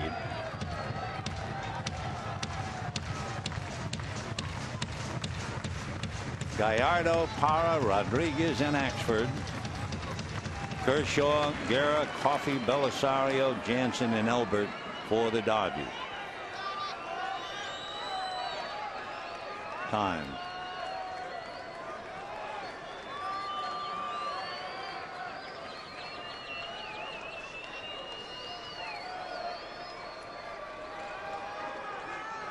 Two balls and 2 strikes.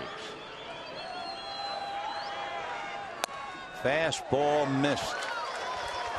And watching Axford, knowing he had the Tommy John surgery, I was just thinking, every pitcher pitching in the major leagues, every pitcher who had his career extended by the Tommy John surgery ought to get together and petition the Hall of Fame to put Dr. Frank Jove in it. 3-2. Popped in the air. Coming down the line from right field is Aoki. He'll make the play. Gordon has nowhere to go. So Hairston flies to right, and the Dodgers down to their last out, faced with the bleak prospect of being the last team in the majors to lose 3 in a row. 4 double plays wore him out. Double play in the 2nd inning, in the 6th inning, in the 7th inning, and in the 8th inning. Herrera 1 for 4, singled in the 7th inning to drive 2 in to get the Dodgers a little close, 5-3. But it's now 6-3 with 2 out in the 9th. Fouled away. Paid attendance tonight 25,509. That was a 97-mile-an-hour fastball. 0-1.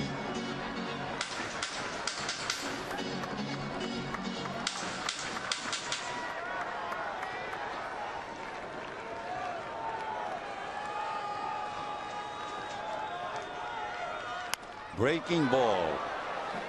So after all those fastballs, he comes directly over the top with the curve.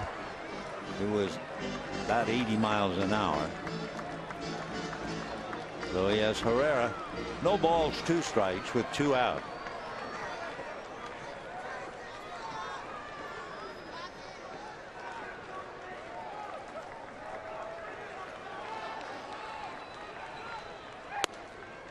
Overthrowing. 1-2. Pushing himself a little bit. He's now made 17 pitches.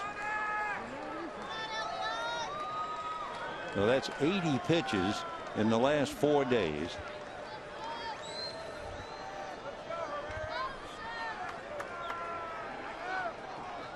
Another fastball and strike 3 as he overpowers Herrera. So John Axford comes in and strikes out 2. He made 18 more pitches, and for the Brewers, they come in here and they win 3 in a row. First time this year that the Dodgers have lost 3 in a row. 6-14-0 for the Brewers, 3-10-0 for the Dodgers. The winning pitcher would be Gallardo, who beats the Dodgers for the first time this year. Clayton Kershaw suffers the loss. Tomorrow night, it's Greinke and Billingsley. Hope you'll be here with us if you possibly can. A reminder, stay tuned for Dodgers Live coming up next. Good night, everybody.